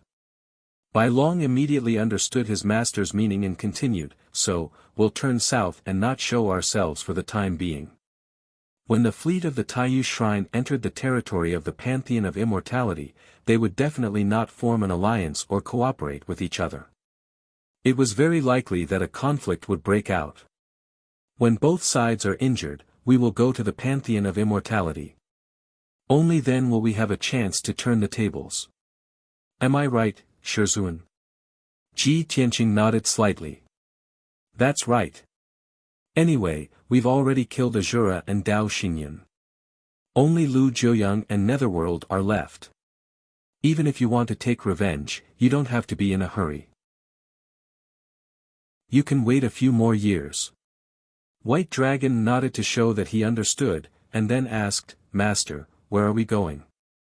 Are we hiding in the south of the unknown lands, or are we going through the unknown lands? Ji Tianqing thought for a moment and said, let's fly south first. When the time comes, we'll decide based on the situation. Okay. White Dragon replied and focused on controlling the god-slaying battleship. Ji Tianqing also entered the Jiutian 10 Absolutes Tower and returned to the distorted spacetime to cultivate in seclusion. In order to shake off the fleet of the Taiyu Shrine, he had used up a lot of his divine power. In addition, his previous injuries had not healed, and his strength had not recovered. He still needed a long time to recuperate. The unknown lands, which had been peaceful for a long time, became lively and noisy. Following the orders of the 3 lords, countless elite beast race god kings were gathering in large numbers. More and more beast race experts received the news that the fleet of the Taiyu Shrine had launched a large-scale attack. Underworld and Golden Horse Lord were injured by the fleet of the Taiyu Shrine, and Heaven Lord did not gain any benefits. The 3 lords gathered together and were filled with anger. They cursed the Taiyu Shrine countless times. For the time being, they did not know the relationship between the 4 battleships of the Taiyu Shrine. However, after they calmed down, they noticed all kinds of clues. They guessed that the three divine battleships of the Taiyu Shrine and the unfamiliar battleship were not on the same side. Otherwise, after the three divine battleships injured Underworld and Golden Horse Lord, they would definitely chase after them and kill them completely. Although the three beast race lords realized that they had missed some opportunities, they did not regret it. They also did not care what the four divine battleships wanted to do. They only knew that the fleet of the Taiyu Shrine entering the unknown lands was not a good thing. They had to gather a large number of troops to intercept and besiege them. Not long after, another leader of the beast race reported to them another piece of news. It was said that another three battleships of the Taiyu Shrine had entered the unknown lands and were flying east. The three beast race lords were shocked.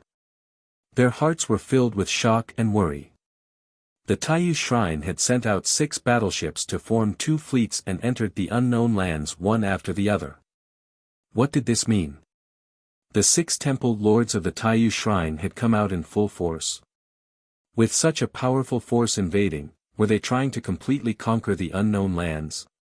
The 3 lords became more and more anxious. They quickly gathered the elite divine kings and rushed to intercept the other 3 battleships. At the same time, the battleships of the First Temple Lord, Second Temple Lord, and Fifth Temple Lord were still shuttling through the unknown lands and flying east firmly and quickly. The first step of their plan was to set up an ambush at the border of the unknown lands and intercept Ji Tianqing's god-slaying battleship. If they really missed it or could not intercept it, they would sneak into the territory of the Pantheon of Immortality and slowly investigate and find out. No one knew that the god-slaying battleship had changed its route and was heading south of the unknown lands. Time passed by quietly. Day after day passed. Soon, 10 days had passed. The 3 battleships led by the First Temple Lord successfully passed through the unknown lands and arrived at the border of the unknown lands. There was an endless stretch of towering mountains and an endless grassland at the border. The towering mountain range with lush forests was the unknown lands. Once they entered the endless grassland, they would enter the territory of the Pantheon of Immortality. The battleships of the First Temple Lord, Second Temple Lord, and Fifth Temple Lord spread out along the border and formed a line of defense that was 1,000,000 miles long. They led the elite divine kings under their command to set up arrays, traps, and ambushes on this line of defense. As long as Ji Tianqing's god-slaying battleship passed by here, it would not be able to escape their detection and would immediately be ambushed and surrounded. On the other side, the battleships of the Third Temple Lord, Fourth Temple Lord, and Sixth Temple Lord also formed a fleet and were still shuttling through the unknown lands. They had already traveled more than half the distance. In another day, they would be able to charge out of the unknown lands and meet up with the First Temple Lord's fleet.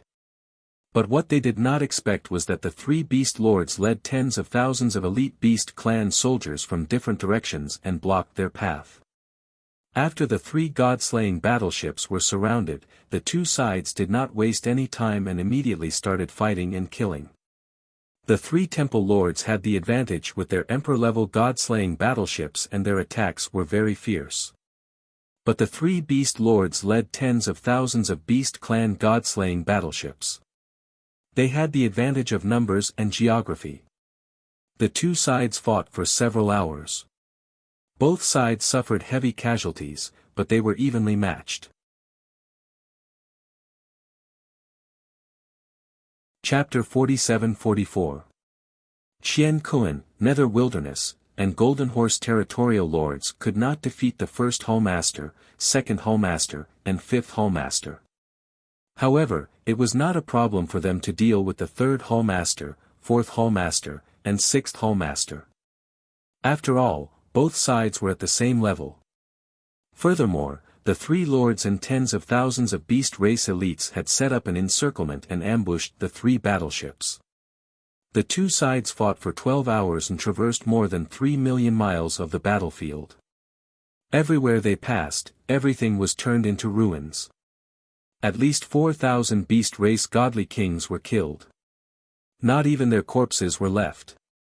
Even the three beast race lords were injured to varying degrees. Their combat strength had decreased. However, the situation of the three battleships was not optimistic either. Not only were the three battleships damaged, but there were many dents and cracks on their surfaces. Even the interior of the battleships was damaged to varying degrees. The three hullmasters led 3,000 elite godly kings, but more than 1,000 of them had died in this battle. Most of the remaining 1,000 elite godly kings were injured, and their combat strength had decreased. If the battle continued, the three lords would be able to gather even more beast race elites, and they would be able to continuously come to their aid. The first hullmaster, second hullmaster, and fifth hullmaster were far away at the border of the unknown lands. Even if they came to help, they would need at least a day. In the end, the three hullmasters and the surviving 1,000 elite godly kings would be drowned by the endless beast race army until all of them died in battle. Therefore, halfway through the battle, the three hullmasters gave the order to stop fighting the beast race army and break out of the encirclement with all their might. The second half of the battle was basically the three divine battleships fleeing while thousands of beast race elites chased after them. In the end, the three battleships paid a terrible price to break out of the encirclement and successfully escaped. The three hullmasters did not escape west and return to the Taiyu Shrine's territory. Instead, they continued east to meet up with the first hullmaster's fleet. After the battle ended, the three beast race lords left behind a portion of the beast race elites to clean up the battlefield. As they circulated their energy to heal themselves, they led the several thousand beast race god kings eastward in pursuit. They wanted to take advantage of the victory and destroy one of the two fleets of the Taiyu Shrine before they met up. This way, it would be much easier for them to deal with the first hullmaster's fleet. The god-slaying battleship flew south for 10 days. It had already passed through the Golden Horse feudal lord's sphere of influence, but it still hadn't left the unknown land. This surprised the white dragon. He thought to himself, why is this unknown land so vast? Could it be that there are other beast overlords besides the three beast overlords? Although he had seen the map of the Star of Origin before and understood the terrain of the entire continent, he was not familiar with it. However, that was only a rough estimate and not detailed enough. This was especially true for the mysterious and unknown lands that were sandwiched between the four shrines. No map could describe them clearly. White Dragon thought that after leaving the Golden Horse Lord's territory, he would be able to leave the unknown land. But he didn't expect that south of the Golden Horse Lord's territory was still a vast primitive jungle and mountain range. He couldn't help but wonder who was the ruler of this unknown land. In addition, if they continued to fly south and crossed this strange and unknown land, where would they arrive? Every star was either round or oval. If one were to advance in a straight line, they would eventually circle around the star and return to their starting point. White Dragon understood this basic knowledge in his previous life without Master's teaching. He had seen it on the map before. The territories of the four shrines and many unknown lands were connected to form a circle. And the blank area in the middle of the circle was the mysterious Chaos Sea. The Chaos Sea was north of the shrines, and the map didn't indicate what was south of the four shrines. White Dragon couldn't make up his mind, so he could only send a message to Ji Tianqing for instructions. Next, should they stay in this unknown land and recuperate, or continue to explore the south? 10 days had passed in the outside world. Ji Tianqing had been cultivating in seclusion for more than a year in the distorted spacetime of the God Pagoda. His injuries had recovered by 90%, and his strength had also recovered by 70 to 80%. There were no major problems. After another 2 or 3 years of seclusion, he would be able to recover to his peak state. Hearing White Dragon's message, Ji Tianqing ended his cultivation, left the distorted spacetime, and appeared in the battleship's cockpit. Master, we flew south for 10 days, White Dragon bowed to Ji Tianqing. After greeting him, he began to explain the situation. Ji Tianqing nodded slightly to show that he understood. He said, actually, I had already guessed that this would be the case, so I asked you to change your route 10 days ago and fly south. Huh? White Dragon was a little stunned. He asked, Master, do you know what's going on in this area? Ji Tianqing nodded, and a meaningful smile appeared on his face. He said, in the past, the Prajna God Emperor told me that the god of the underworld and the pantheon of immortality had come into contact, and Lu Jiuyang was unwilling to submit to others, so he established his own force in an unknown land and established his own sect. Now that things have come to this, the god of the underworld and the pantheon of immortality might have joined forces a long time ago. Only Lu Jiuyang wouldn't cooperate with any shrines and focus on developing his own force. And this area is very likely the territory he chose. Both master and disciple understood that the reason Lu Jiuyang didn't cooperate with any shrines wasn't because he was arrogant. In terms of arrogance, the god of the underworld was the most confident and arrogant one. The main reason was that the other 4 god emperors had all come into contact with shrines. No matter which shrine Lu Jiuyang came into contact with, he would be a latecomer and wouldn't be valued. Moreover, if 2 god emperors joined a shrine at the same time, it would definitely deepen the conflict between them. Rather than that, Lu Jiuyang might as well establish his own sect. Master, is this really Lu Jiuyang's territory? White Dragon only found it unbelievable. He asked excitedly, if that's the case, then we don't have to rush to the pantheon of immortality. We can find Lu Jiuyang first, kill him, and then leave. Ji Tianqing smiled and nodded. He said, that's right. That's exactly what I'm planning. It won't delay time and won't affect our revenge. White Dragon hurriedly said, Master, then this disciple will do his best to find Lu Jiuyang's location. Ji Tianqing nodded in agreement. Of course, the preliminary investigation would be left to White Dragon to complete. But in the end, he still had to find Lu Jiuyang and take revenge on him himself. The god-slaying battleship continued to fly south. However, they activated the array to conceal their tracks and auras, so as not to alarm the beasts in the forest. Half a day later, when the god-slaying battleship passed by a majestic mountain range, they discovered a cluster of houses and courtyards by the banks of a large river. Hundreds of houses and courtyards were scattered in the forest at an angle to the south of the mountain range, forming a tribe of beasts. Chapter 47-45. Even though the houses and buildings of the beast race tribe looked simple and crude, it was obvious that the style of the houses was influenced by the style of the god realm. In the territories of the Dark Wilderness, Qian Kun, and Golden Horse Lords, the beast race would also build houses and lairs, but it was obviously in the beast race's style. Ji Tianqing and the White Dragon noticed these subtle differences, and they had a plan in their hearts. Swoosh! The god-slaying battleship stopped high in the clouds while Ji Tianqing waited in the cockpit.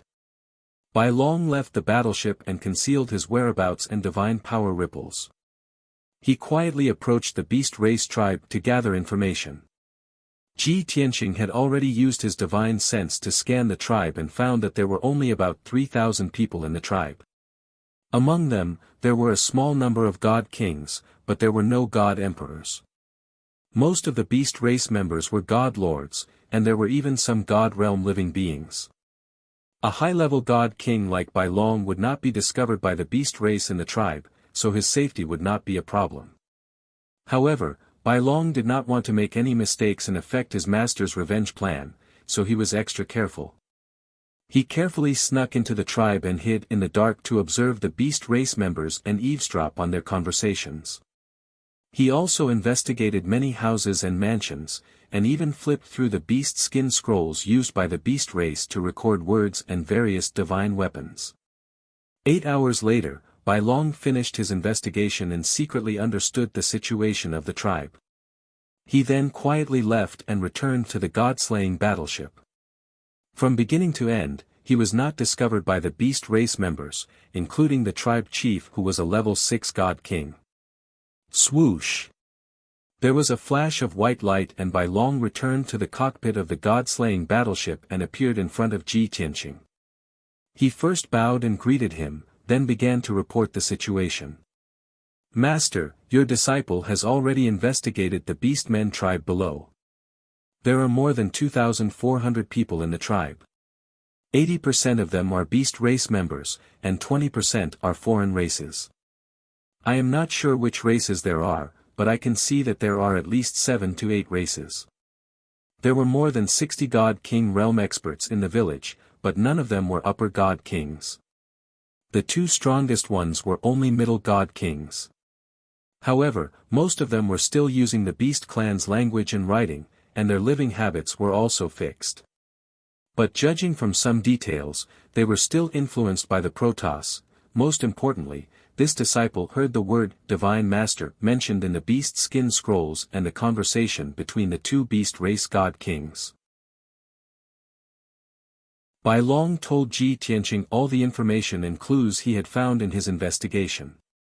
After Ji Tianqing heard this, he raised his eyebrows and asked, "Did you find out who the Divine Master is?" Bai Long shook his head and explained, "In order not to alert them, I did not meet with those God Kings, nor did I capture them or use soul-searching techniques on them. However, judging from their attitude and tone, the so-called Divine Master should be a person with an extremely high status and was relatively sacred. Based on my intuition, it should be the same as the Temple Masters of the 4 great temples." Ji Tianqing nodded slightly and asked, "Then, did you find any other useful information?" White Dragon looked ashamed and shook his head. Ji Tianqing did not say anything else. He let White Dragon steer the battleship and continue flying south. It's right not to alert them. It would be difficult for the Beast race members of such a small tribe to know the core information. Let's continue flying south and wait until we encounter a city or a large tribe. White Dragon acknowledged and steered the god-slaying battleship away quietly. In the next half a day, the god-slaying battleship discovered many large and small tribes. These tribes had at most tens of thousands of people, and at least a few thousand people. They were scattered in the vast primitive forest. Just like the small tribe they first discovered, each tribe had the most beast race members. There were also some foreign races mixed in. They all knew how to build houses and courtyards. They also built majestic palaces. All kinds of houses and buildings inherited the rough style of the beast race. However, there were also some traces of the god realm's buildings. Compared to the beast race members scattered in the forest and lived in their nests, these beast race members were considered to have been educated. Finally, the god-slaying battleship encountered a city. It was a majestic city that stood at the peak of a mountain. It had a radius of several dozen kilometers. The main body of the city was built with all kinds of giant stones. It looked very tough and solemn. Not only did this city have 2 city gates, but it also had a huge defensive divine formation. There were also more than 2,000 guards patrolling and defending the city walls. Ji Tianqing had reason to believe that a city of this scale would definitely be an important city in this unknown land. The expert who controlled this city would definitely know more secret information. Thus, Ji Tianqing put away the god-slaying battleship, concealed his tracks and aura, and quietly snuck into the city. No one could discover his presence, even if he walked slowly in the city, walked through the streets and small alleys, and brushed shoulders with countless beast race members. He quietly observed and eavesdropped on the conversations of countless beast race members. He also quietly spread out his divine sense and enveloped the entire city. After a while, he found out that there were over 400,000 people living in this city. 80% of them were beast race members, and there were also many other races living beings. Among the 400,000 people, half of them had the power of God Monarch realm. There were also over 10,000 God King experts. However, in the entire city, the strongest ones were only the 2 ninth degree realm upper-level God Kings. There wasn't even a peak God King, let alone an Emperor God expert. After discovering the residence of the city lord, Ji Tianqing quietly approached and snuck in without making a sound. He didn't alert anyone and didn't attack the city lord. He only secretly flipped through various books and beast skin scrolls to eavesdrop on the city lord's movements. After a few hours, he found the clues that he wanted. From the city lord's mouth, he heard the two words Divine Master and understood that the Divine Master was the city lord who ruled this unknown land. More than 10 years ago, this unknown land was scattered and disorderly. It was also a land without an owner. Many beast race leaders ruled by themselves. But ever since the Divine Master came to this area, he used his invincible power and powerful methods to quickly subdue many beast race leaders. Later on, the Divine Master built a divine palace at the Phoenix Ridge in the south and announced that he would occupy and rule this area. Countless beast race tribes and towns either submitted to the Divine Master or were conquered or destroyed. Luckily, the Divine Master had always been benevolent. He ruled this unknown land mainly by subduing. Not only did the Divine Master want to rule the beast race, he also accepted many other races' living beings. As long as they were loyal to the Divine Master and had the ability and means, they would be placed in important positions by the Divine Master. The Divine Master would never favor or discriminate against any race. Chapter 47-46. Half a day later, Ji Tianqing left the city. He had already found the information he wanted in the city. He came to this area more than a decade ago, had invincible strength and powerful means, quickly unified this unknown land, and was respectfully called the Divine Master. The direction of this information was very clear. No one could say the name of the Divine Master, or what race he was, or what he looked like. But there were traces of the deities both inside and outside the city, whether it was the architectural style, lifestyle, system, or rules. Ji Tianqing was 90% sure that he could confirm the identity of the Divine Master. So, after he left the city, he let by long drive the deity-slaying battleship all the way south. Phoenix Ridge and the Divine Palace were his targets. Although he still did not know where Phoenix Ridge was and where the Divine Palace was built. But he believed that as long as he continued south, he would definitely find some clues. 2 days had passed. The deity-slaying battleship was still rushing south at full speed. At the same time, the 3rd, 4th, and 6th Palace Masters finally rushed out of the unknown land and met up with the 1st Palace Master and the others at the border. The 6 Palace Masters of the Taiyu Shrine gathered together and formed a line of defense at the border. From south to north, it stretched for nearly 2 million miles. They set up all kinds of traps and ambushes, as well as many divine formations. It was an inescapable net. As long as Ji Tianqing rushed out of the unknown land, there was a 95% chance that he would run into this line of defense.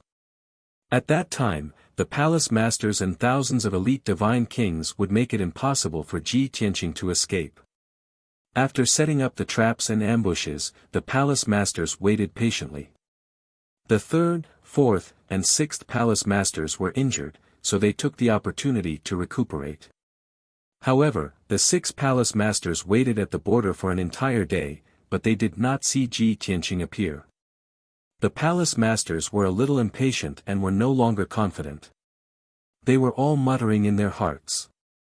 Even if the alien youth was injured and his strength had decreased greatly, he should not be so slow. It had been an entire day. No matter what, the alien youth should have appeared. Why had he not appeared yet? Could it be that the alien youth was hiding in the unknown land and refused to come out? Wasn't he going to cross the unknown land and head to the Pantheon of Immortality? Filled with doubts, the Hall Masters sent messages to seek the 1st Hall Master's opinion. The 1st Palace Master was also puzzled. He could not understand what was going on. Logically speaking, that kid's speed can't be faster than ours. We must have reached the border before him. But he still hadn't appeared, so there were only 2 possibilities. Either he changed his direction and route, bypassing our defense line and leaving the unknown lands long ago. Otherwise, it could be that he's not in a hurry to leave the unknown lands and is hiding somewhere to recover his strength. No matter how smart the Grand Palace Master was, he would never have guessed the truth. He would never have thought that Ji Tianqing would fly south. The first Palace Master also had a headache when faced with the questioning of the Palace Masters. He analyzed two outcomes, but no matter which one it was very difficult to deal with. Therefore, he could only order the Palace Masters to hold on for another 3 days. If Ji Tianqing still did not show up after 3 days, they would withdraw their defensive line and sneak into the territory of the Pantheon of Immortality. They could only plan their future actions at length. Not long after he gave the order, there was a new situation. The third Palace Master sent a message to report a piece of news to him. Just a while ago, the 3 Beast Clan lords led tens of thousands of elite Beast Clan soldiers and charged out of the unknown lands. Previously, the 3 Palace Masters had fought with the 3 Beast Clan lords in the unknown lands. Now that the two sides met again, there was no need for nonsense. They immediately started fighting. The 3 Beast Clan lords came with hatred. They brought tens of thousands of elite Beast Clan lords to seek revenge. They were aggressive and had extremely powerful combat abilities. Even though the third Palace Master had set up traps and ambushes in advance and had the help of a few divine formations, they could not stop the attack of the Beast Clan army. In a short battle, the third Palace Master's soldiers suffered heavy casualties. The defense line was about to be breached. When he heard this news, the first Palace Master was furious. He was so angry that his face turned green. Damn the Beast Clan, they are so stupid. They deserve to die for ruining my plans at such a crucial time. The Taiyu Shrine came out in full force just to capture the foreign race youth who might be the chosen one. The 3 leaders of the beast race were just bystanders. This matter had nothing to do with them, but they wanted to interfere. Not only did they want to be Ji Tianqing's enemy, they also wanted to oppose the Taiyu Temple. The first Master finally understood that the 3 beast race overlords were fools. Even now, they still hadn't figured out the relationship between the Cosmos Temple and that alien youth. The 3 Beast Clan lords probably thought that they were on the same side. The Taiyu Shrine was very frustrated. However, they could not explain anything. This was too frustrating. Go and reinforce them. I will be there soon. The first Palace Master did not hesitate to give the order. He asked the second Palace Master, fourth Palace Master, and fifth Palace Master nearby to reinforce them. He also led more than 300 elite Beast Clan lords to reinforce them on divine ships. This time, he was really angry. He swore to gather all his forces and kill the 3 Beast Clan lords first to prevent them from getting in the way. 1,300,000 miles away, at the border of the unknown lands. To the west was a majestic mountain range and a lush forest. To the east was a boundless grassland. At this moment, an intense battle was in progress. The 3 Beast Clan lords had all revealed their true forms. They had turned into 3 giant beasts the size of mountains. They were high in the sky, releasing divine technique flames that covered the sky. More than 10,000 ferocious-looking Beast Clan lords were in formation in the sky. They released divine technique attacks that rained down like a torrential flood. In the sky above the grassland, a 1,000-foot-long divine ship lit up with a dazzling divine light. It constantly released divine light beams. There were also more than 400 elite Beast Clan lords lined up on both sides of the divine ship. Under the cover of the divine ship, they neutralized the attacks of the Beast Clan army. The difference in numbers between the two sides was too great. The soldiers under the third Palace Master could not withstand the attacks of the Beast Clan army. They were beaten into a disorderly state and suffered heavy casualties. In just a few breaths of time, more than 200 elite Beast Clan lords had been killed by the Beast Clan army. As time passed, elite beast clan lords were killed at any time. Not even their corpses were left. The divine ship could only protect the surviving soldiers as they fought and retreated. They tried their best to stall for time.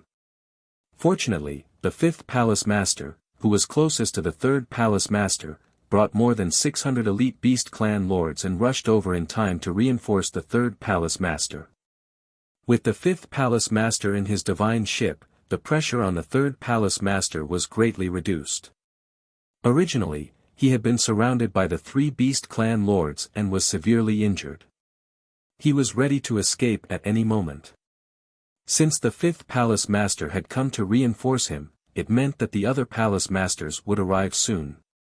The third palace master felt more at ease. He joined forces with the fifth palace master to deal with the three beast clan lords. They gradually stabilized their footing. Chapter 47-47. Even though the third Hallmaster and fifth Hallmaster were fighting side by side, they were still at a disadvantage. The two warships and hundreds of elite godly kings were still being beaten back. However, they retreated in an orderly manner and were not in a mess. The soldiers did not lose their morale either. After another 100 breaths, another 100 elite godly kings were killed. The two warships also suffered varying degrees of damage.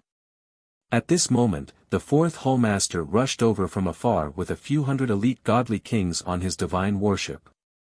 He joined the battle without a word. The three Hallmasters joined forces and finally managed to fend off the attacks of the three beast tribe lords. However, the three warships and over 1,000 elite godly kings were still unable to fend off the attacks of the beast tribe army. Hundreds of thousands of divine skill lights clashed violently in the sky, creating a deafening sound that spread for tens of thousands of miles. Violent shockwaves wrapped around billions of godly light fragments and spread outwards like multicolored ripples, circle after circle. Within tens of thousands of miles, the majestic mountains and dense forests, as well as the vast grassland, were all reduced to ruins, leaving behind patches of black scorched earth. The battle was extremely tragic. However, the beast tribe army became more and more excited as they fought. Their blood boiled as their killing intent soared. Even though the three Hallmasters joined forces, they could not fend off the attacks of the beast tribe army. The soldiers continued to be injured and the three warships continued to retreat towards the grassland. Not long after, the second Hallmaster arrived on his divine warship with over 1,000 elite godly kings. When the second Hallmaster joined the battle and joined forces with the other three Hallmasters to attack the three beast tribe lords, the situation on the battlefield changed. The second Hallmaster was too powerful. Even Ji Tianqing was no match for him, let alone the three middle god emperor realm beast tribe lords. As a result, the situation was reversed. The three beast tribe lords were beaten back and began to retreat into the unknown. The four warships and over 2,000 elite godly kings joined forces to fend off the attacks of the beast tribe army. They gradually reached a balance. The beast tribe army could no longer advance. The soldiers of the Taiyu Shrine also stabilized their positions and began to counterattack. The situation was not good for the beast tribe army. The murderous elite godly kings began to suffer heavy casualties. Now that things had developed to this point, the three lords of Qiankuan, Underworld, and Golden Horse had to consider the consequences. They had long known that the Taiyu Shrine had turned out in full force. They had sent out 6 warships, which meant that all 6 temple masters had come. Now that 3 hall masters had come as reinforcements, there would definitely be 2 more hall masters coming to help. If they did not retreat in time, they would not be able to retreat even if they wanted to when the other 2 hall masters came to reinforce them. Therefore, Yu Huang, Qian Kuan, and Golden Horse Lord discussed for a while and decisively ordered the Beast Clan army to retreat. Boom boom boom. Seeing that the Beast Race army was retreating to an unknown location, the Taiyu Shrine soldiers' confidence was greatly boosted. Their morale was high, and they launched a counterattack and pursuit.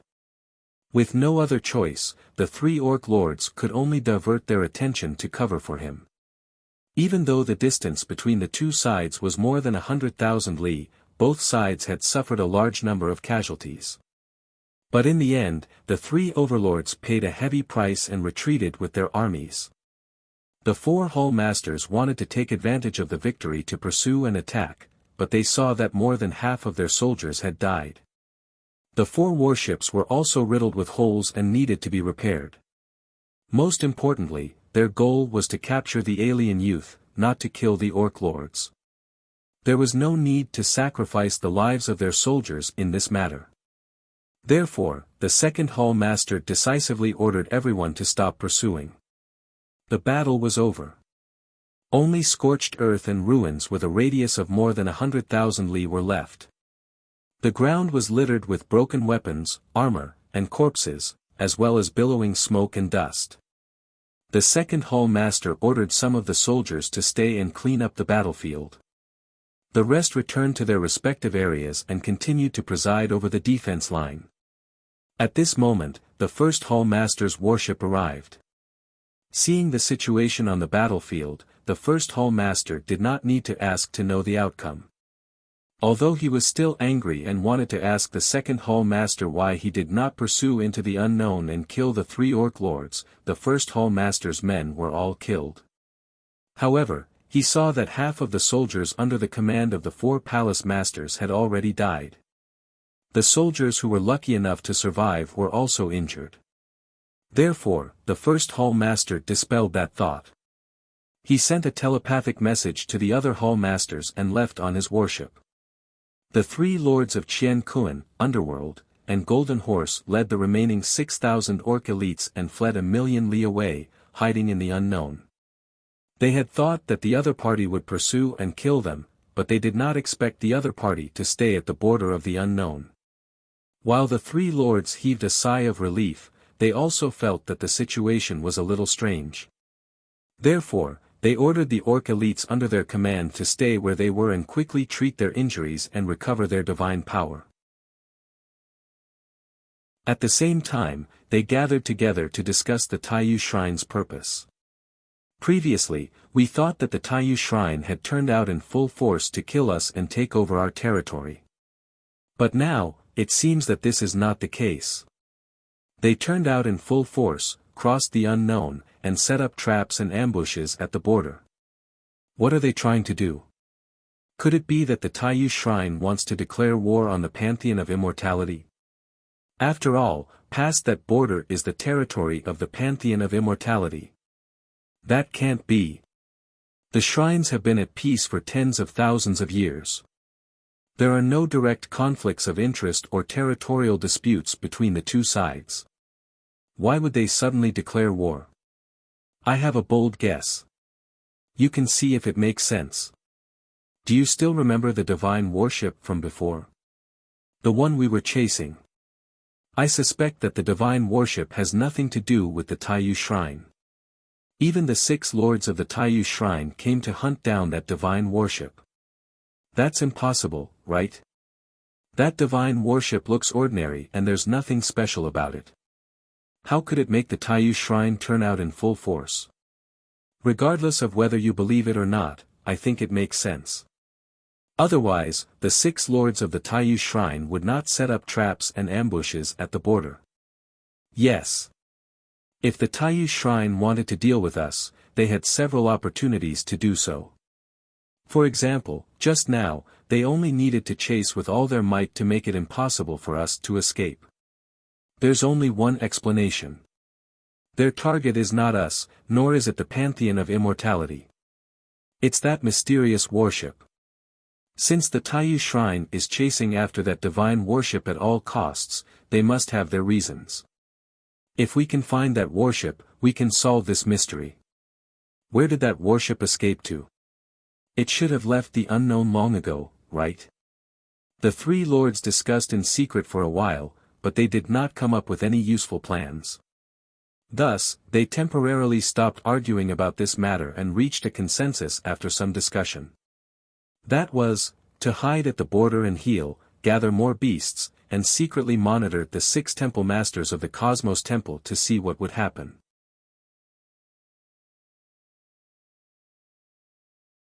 Chapter 47-48. The border area of the unknown land was in a stalemate. The 3 orc lords and thousands of orc soldiers were recuperating while monitoring the movements of the Taiyu Shrine. The 6 temple masters of the Taiyu Shrine were still in a defensive line at the border area, waiting for an opportunity. However, after waiting for another day, they still did not see Ji Tianqing appear. Therefore, the 6 temple masters prepared to withdraw their defensive line and leave the border area.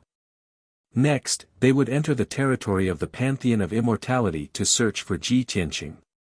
However, at this moment, something unexpected happened. A majestic fleet surrounded by divine light flew out from the territory of the Pantheon of Immortality and headed straight for the temple masters of the Taiyu Shrine. There were 5 godly warships in the fleet that covered the sky. They were ferocious and filled with murderous intent. In a short while, the fleet flew to the end of the horizon and stopped 10,000 miles away from the Taiyu Shrine fleet. The 3rd temple master, the 4th temple master, and the 6th temple master had just gathered. They looked at the fleet 10,000 miles away and frowned. Why would there be a fleet at this time? That fleet came from the Pantheon of Immortality. It should be them. I saw it. There are 4 godly warships with the insignia of the Pantheon of Immortality on them. It's them. Damn it. We were just about to sneak into the territory of the Pantheon of Immortality when they arrived at this time. Report this to the 1st temple master and ask him to make a decision. The Taiyu Shrine and the Pantheon of Immortality were the closest to each other. There was only an unknown land between the 2 godly warships. In the past tens of thousands of years, the temple masters of the 2 temples had interacted many times. They were not strangers to each other. The 3 temple masters could not only recognize that fleet as the flagship of the Pantheon of Immortality, but they could also tell which temple masters were on it. They were very alert and ordered the warships to assume a defensive posture. All the soldiers were also prepared for battle. At the same time, the 3rd palace master quickly sent a message to the 1st palace master to report the news. On the other side, in the fleet of the Pantheon of Immortality, the temple masters on the 5 divine warships were also frowning with complicated expressions. I've long guessed that the Taiyu Shrine would send a few shrine masters here to hunt down that Kenshin. I didn't expect to run into them here. We're still a little late. Judging from their posture, they've already set up an ambush at the border. They set up a defensive line at the border. Are they waiting for the Kenshin to walk right into their trap? Does that mean Kenshin is still in the unknown lands? That's very likely. Quickly report this news to the 1st hall master. Let's ask the 6th palace master and see what he has to say. He was the one who provided the information, and the 1st palace master made the plan after analyzing and speculating. Of the 5 divine warships, 4 of them had the insignia of the Pantheon of Immortality. There was no doubt that the owners of these 4 warships were the temple masters of the Pantheon of Immortality, from the 2nd palace master to the 5th palace master. The black warship without the insignia of the Pantheon of Immortality exuded a gloomy chill. It was the warship of the new 6th palace master. This 6th palace master was a member of the Flood tribe. His background were unknown, and his nickname was Nether. He had come to the territory of the Pantheon of Immortality more than a decade ago and had met the Pantheon of Immortality many times. He had even fought with 2 temple masters. In the past few years, the temple masters of the Pantheon of Immortality had all thought that the god of the underworld might be the one chosen by heaven that they were looking for. Therefore, the Pantheon of Immortality had repeatedly asked the god of the underworld to join the temple and be conferred the title of 6th palace master. But the god of the underworld's attitude had always been vague, as if he was waiting for the best offer. After many negotiations, the 2 sides had not reached a consensus. But just a few months ago, the god of the underworld had received some news or been provoked by something, and he had taken the initiative to meet with the first palace master and had a secret conversation with him for an entire night. Later, the temple masters found out that the god of the underworld had come from the realm of gods, and that there were 4 god-emperor powerhouses who had come to the planet of origin with him. However, the 4 god-emperor powerhouses were scattered in different areas and had met with the other temples. The god of the underworld had openly admitted that he was not the one chosen by heaven, but a talented god-emperor who had only cultivated for a short period of time. Among the 4 god-emperor from the realm of gods, there was a god-emperor called Kenshin who had a grudge against them. In the past 10 years, Kenshin had used various schemes to kill 3 of the god of the underworld's companions. Now, Kenshin had just caused havoc in the Taiyu Shrine, and would definitely pass through the unknown lands and enter the territory of the Pantheon of Immortality. Kenshin's next step was to mess with the Pantheon of Immortality and find an opportunity to assassinate him. The god of the underworld had received the news in advance, and decided to cooperate with the Pantheon of Immortality to deal with Kenshin. When they first heard this news, the Pantheon of Immortality's temple masters had mixed feelings. In their opinion, since the god of the underworld was not the one chosen by heaven, then they did not have to accept the god of the underworld, and there was no need to promise him the position of 6th temple master. On the other hand, the foreign god emperor called Kenshin was brave and resourceful, and his performance was astonishing.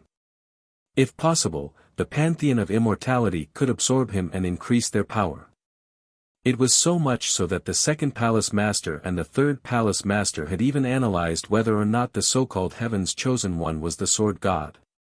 However, the god of the underworld's explanation dispelled their guesses and concerns. First of all, they could confirm that Kenshin had never been to the planet of origin, and knew nothing about the Chaos Sea, so he was definitely not the one chosen by heaven. If he was the one chosen by heaven, he must have a certain connection with the gate of heavenly path in the depths of the Chaos Sea, and could ignite the eternal flame. But as far as they knew, Kenshin had followed the army of the Shangqing Temple to the depths of the Chaos Sea with the Shura God Emperor, and had seen the gate of heavenly path. Since the gate of heavenly path did not react, and the eternal flame was not ignited, it meant that Kenshin was not the one chosen by heaven. The god of the underworld's tone and attitude were very certain. After the temple masters of the Pantheon of Immortality learned of this news, they dispelled their guesses and thoughts. Following that, the god of the underworld told the temple masters that Kenshin was very ruthless. A few months ago, Kenshin had slaughtered millions of innocent desolate race citizens in order to deal with the Nebula God Emperor in the Taiyu Shrine's territory. Following that, when Kenshin entered the Pantheon of Immortality's territory, he would use the same method to deal with him. If they did not send strong people to kill Kenshin early, millions of desolate race citizens would suffer. Other than that, the god of the underworld also said many things to discredit Kenshin, and to instigate a conflict between the Pantheon of Immortality and the Taiyu Shrine. The temple masters of the Pantheon of Immortality gradually believed the god of the underworld's words. Hence, the Grand Temple Master gave the order to send for temple masters and the god of the underworld to lead 5,000 elite godly monarchs to the border between the temple and the unknown. Their primary goal was to kill Kenshin, and then to stop the temple masters of the Taiyu Shrine.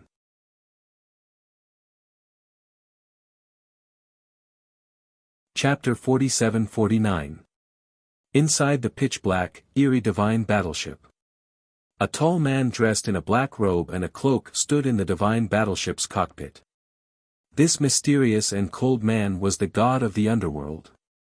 Although he was already the 6th Hall Master of the Pantheon of Immortality, he did not have many desolate race god kings under his command. The battleship he was piloting was personally refined by him.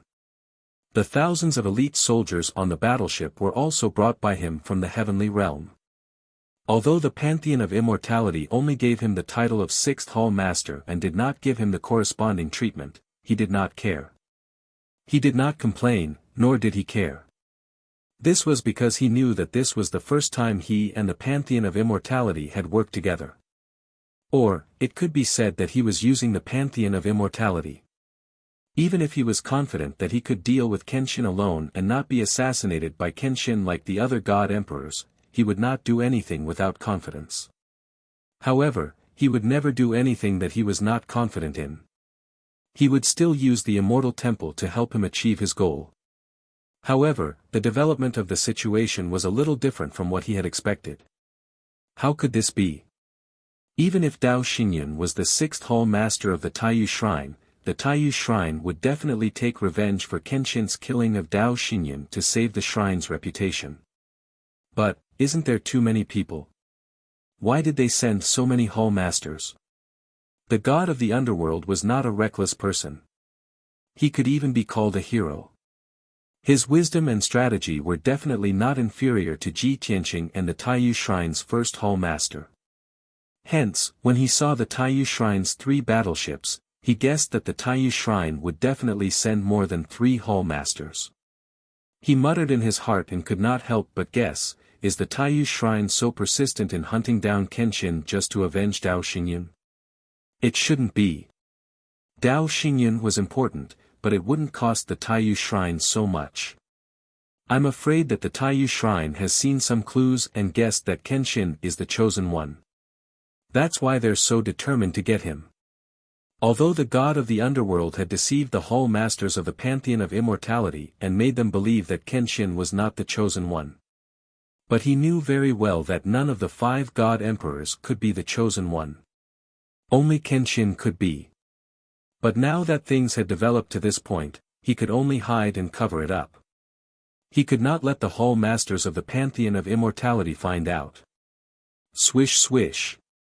At this moment, he received a message from the 2 palace masters. The 2 hall masters of the Pantheon of Immortality asked him what he thought of the current situation and what he should do next. Therefore, the god of the underworld thought for a moment and sent a message back to the 2 hall masters. The new hall master of the Taiyu Shrine was killed by Kenshin. For the sake of their reputation and dignity, the Taiyu Shrine will of course do everything they can to kill Kenshin. But now it seems that the truth of the matter is more than that. The Taiyu Shrine is obviously using this as an excuse to invade our territory under the pretext of killing Kenshin. Otherwise, they wouldn't have crossed the unknown land and entered our territory, and they wouldn't have sent so many hall masters. The god of the underworld's reply was not long, but it was very firm. After the 2 hall masters received the message, they believed him. They were also very angry about the Taiyu Shrine's actions. Then, the 4 hall masters discussed telepathically and came to a consensus with the underworld temple. They decided to attack first before the Taiyu Shrine could react and force the Taiyu Shrine's fleet back to the unknown land. This was the only way to prevent the enemy from invading the Pantheon of Immortality's territory. In short, the god of the underworld's attitude and determination was to defend the Pantheon of Immortality's territory. Boom! Boom! Boom! After a while, the 4 hall masters and the underworld temple's flagship released divine light pillars that covered the sky at the same time and attacked the Taiyu Shrine's fleet. The 3 hall masters were shocked. They were anxious and worried, and they found it hard to believe. They knew the Pantheon of Immortality's hall masters. They were not reckless people. But now, the Pantheon of Immortality's fleet attacked so recklessly and did not even give them a chance to negotiate. At this point, the 3 hall masters felt helpless. They could only activate the defensive array and counterattack. Bang! Bang! Bang! Bang! The divine powers used by the 2 sides collided in the sky and made deafening noises. All kinds of divine light pillars and dazzling divine arts collided fiercely in the sky, exploding into billions of pieces that scattered between heaven and earth. In the first round of the battle, the Taiyu Shrine's fleet was obviously at a disadvantage. Not only was the defensive light shield of the battleship shattered, but the battleship was also damaged. There were many new dents and cracks on the surface of the battleship. The Pantheon of Immortality had gained the upper hand, so their morale was greatly boosted. The soldiers attacked even more bravely and wanted to completely destroy the Taiyu Shrine's fleet. But the three Hall Masters of the Taiyu Shrine were not stupid. They knew that they were weaker than the enemy, so they could not fight head-on. So, they chose to retreat strategically and retreated in the direction of the reinforcements. The soldiers of the Pantheon of Immortality did not notice anything wrong and chased after them excitedly. The god of the underworld guessed that the enemy must have reinforcements and it would be dangerous if they continued to chase after them. But he would not warn them. He would rather deepen the conflict between the two sides and not care about Kenshin's identity and movements. Just like that, the Pantheon of Immortality's fleet chased after them and continuously released destructive divine powers to attack the Taiyu Shrine's fleet. The three battleships of the Taiyu Shrine were humiliated and tortured. They fought and retreated, and the soldiers were frustrated. Finally, the two sides moved the battlefield 400,000 miles away. The three warships of the Taiyu Temple were riddled with cracks and craters from the bombardment. Even the soldiers on the battleship started to suffer casualties. At this moment, the reinforcements of the Taiyu Shrine arrived. The second Hall Master and the fifth Hall Master were the first to arrive. The two divine warships could see the situation on the battlefield clearly even from a distance. So, after the two divine warships arrived on the battlefield, they immediately attacked the 5 battleships of the Pantheon of Immortality. The situation on the battlefield immediately became even. Both sides had 5 Emperor God experts and 5 battleships attacking each other. They were evenly matched and neither side had the upper hand. The 4 Hall Masters of the Pantheon of Immortality were shocked and in disbelief. They did not expect that the Taiyu Shrine would send out 5 Hall Masters. They were so powerful. The god of the underworld stepped forward at the critical moment and sent a message to the 4 Hall Masters, asking them to retreat first while he stayed behind to cover the rear. Naturally, the 4 Hall Masters were very grateful for this and trusted the god of the underworld even more. But they could not do that. They would rather have the 5 battleships attack together and retreat together. So, the two sides continued to fight and kill each other. Only the Pantheon of Immortality showed signs of retreating. After 15 minutes, the first Hall Master of the Taiyu Shrine arrived again. When the first Hall Master's battleship joined the battle, the situation on the battlefield was completely reversed.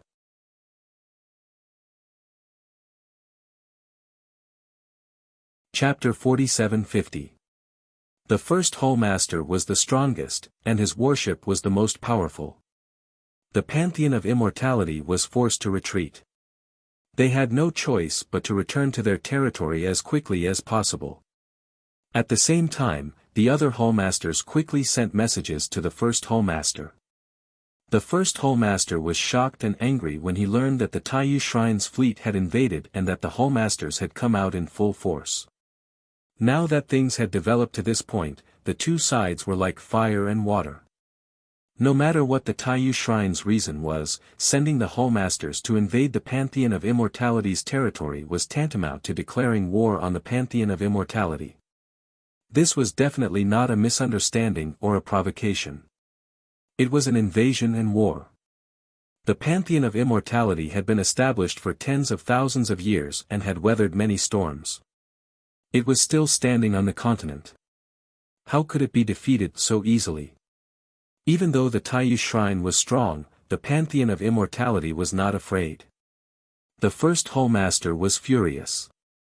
He immediately issued several orders to declare war on the Taiyu Shrine. He first ordered the second Hall Master, third Hall Master, and the others to retreat to their territory and rest. They were not to fight the Taiyu Shrine's fleet head-on. They were to preserve their strength. Then, he issued orders to more than 80 Hall Masters to gather a large number of elite god kings. He gave a 1-month deadline and ordered the 80 Hall Masters to gather an army of 100,000 god kings and gather at the western border of his territory. After issuing these orders, the first Hall Master gathered 5,000 god guards and personally drove the warship to the western border at the fastest speed possible. Since the Taiyu Shrine's first Hall Master had personally taken action, as the founder of the Pantheon of Immortality, he naturally had to take action as well. It's been 60,000 years. Taiyu God Emperor, the last time I fought you was 60,000 years ago. This time, I'd like to see how far your strength has progressed. How dare you be so arrogant? In the speeding warship, the God Emperor's face was gloomy. He stared ahead with sharp eyes and muttered to himself. At the western border of the Pantheon of Immortality's territory, at the border of the unknown land, the four Hullmasters and the god of the underworld were high up in the sky. They were fighting with the Taiyu Shrine's Hullmasters and covering the retreat of their fleets. They had the upper hand and the three Hullmasters of the Taiyu Shrine were beaten to a pulp. However, when the other two Hullmasters of the Cosmos Sacred Hall arrived, the battle became a draw. Later on, the Grand Hullmaster of the Cosmos Temple arrived, and the situation was completely reversed. The four Temple Masters of the Immortal Temple and the Netherworld Divine Emperor were no match for their opponents and could only retreat as they fought. The Hullmaster of Immortal Immortality by God. Of Hullmaster of Immortal Immortality. Of Hullmaster of Immortality of Immortality. The Hullmaster of Imto of Immortalities of Hullmaster of Immortality to be killed to us. Although both sides had suffered casualties, and the number of casualties was not small. Overall, the Pantheon of Immortality suffered more casualties. Not only were the 5 battleships heavily damaged, but even the 4 Hullmasters and the Netherworld Divine Emperor were also heavily injured and in a sorry state. More than half of the elite soldiers under their command were killed or injured. The more desperate the situation was, the more determined they were to escape. This was the order of the immortal God Emperor. He wanted them to conserve their strength as much as possible. If the Temple of Immortality lost 2 Temple Masters and thousands of elite God Kings in this unprepared battle, the Temple of Immortality would be doomed. Then, even if the immortal God Emperor personally came to join the battle, he would be powerless. Therefore, the 4 Hullmasters and the God of the Underworld were running for their lives. Fortunately, they retreated in time and were determined enough. At the critical moment, they were also determined to cut their losses. They decisively abandoned more than 1,000 soldiers. In the end, the 1,000 or so elite God Kings were obliterated by the Cosmos Temple's fleet. Their bones were ground to dust. Their deaths also bought time for the 4 Hullmasters and the God of the Underworld, allowing the fleet to escape. The distance between the two sides increased to more than 300,000 miles. If the Taiyu Shrine continued to pursue, the Hullmaster's divine sense would be able to detect the other side and would not be shaken off. However, the Hullmaster chose to stop the pursuit and did not continue to enter the Pantheon of Immortality's territory.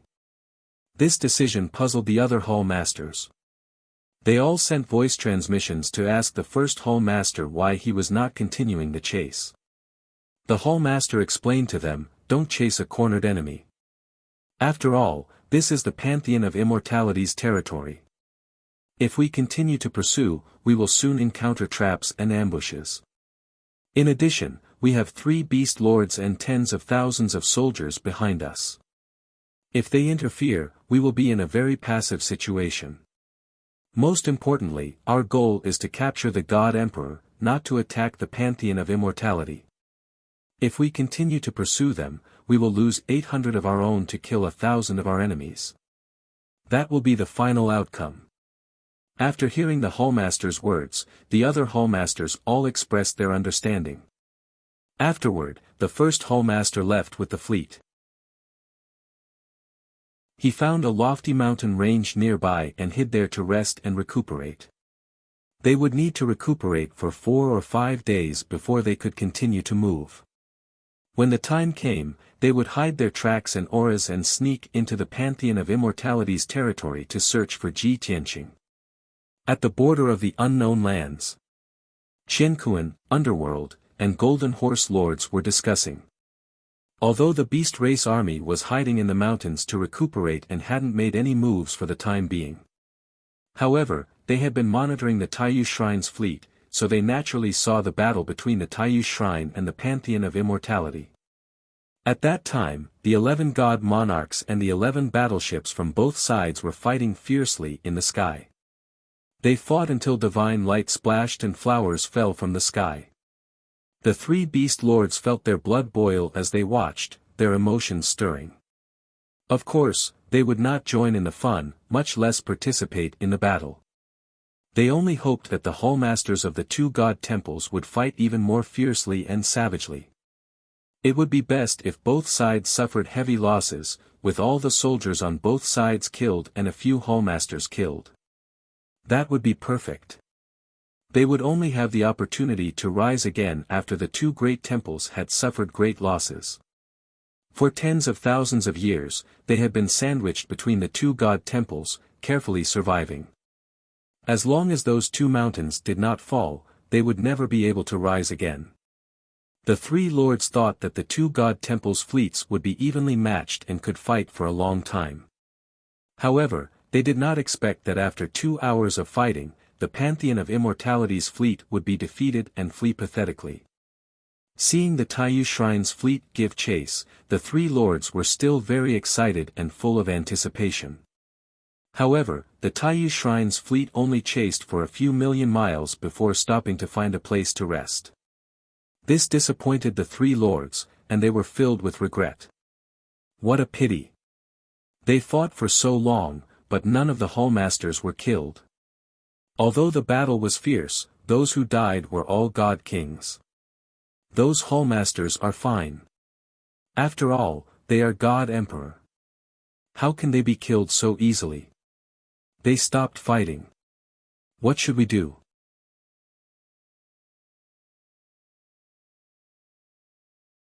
Chapter 47-51. Originally, the three orc lords wanted to watch the snipe and the clam fight and reap the benefits. However, the outcome did not go as they wished. They were very disappointed and had to discuss their next plan.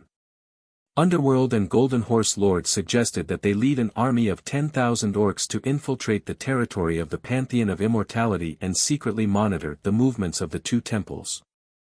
In the future, the fleets of the two temples would fight again. They could find a suitable opportunity to strike and reap greater benefits. However, this suggestion was rejected by Heaven and Earth Lord. He felt that the motive of the Taiyu Shrine was not pure. It did not seem like they were attacking the Pantheon of Immortality but more like they were looking for someone. Speaking of looking for someone, the three lords thought of Ji Tianqing in his Godslayer battleship.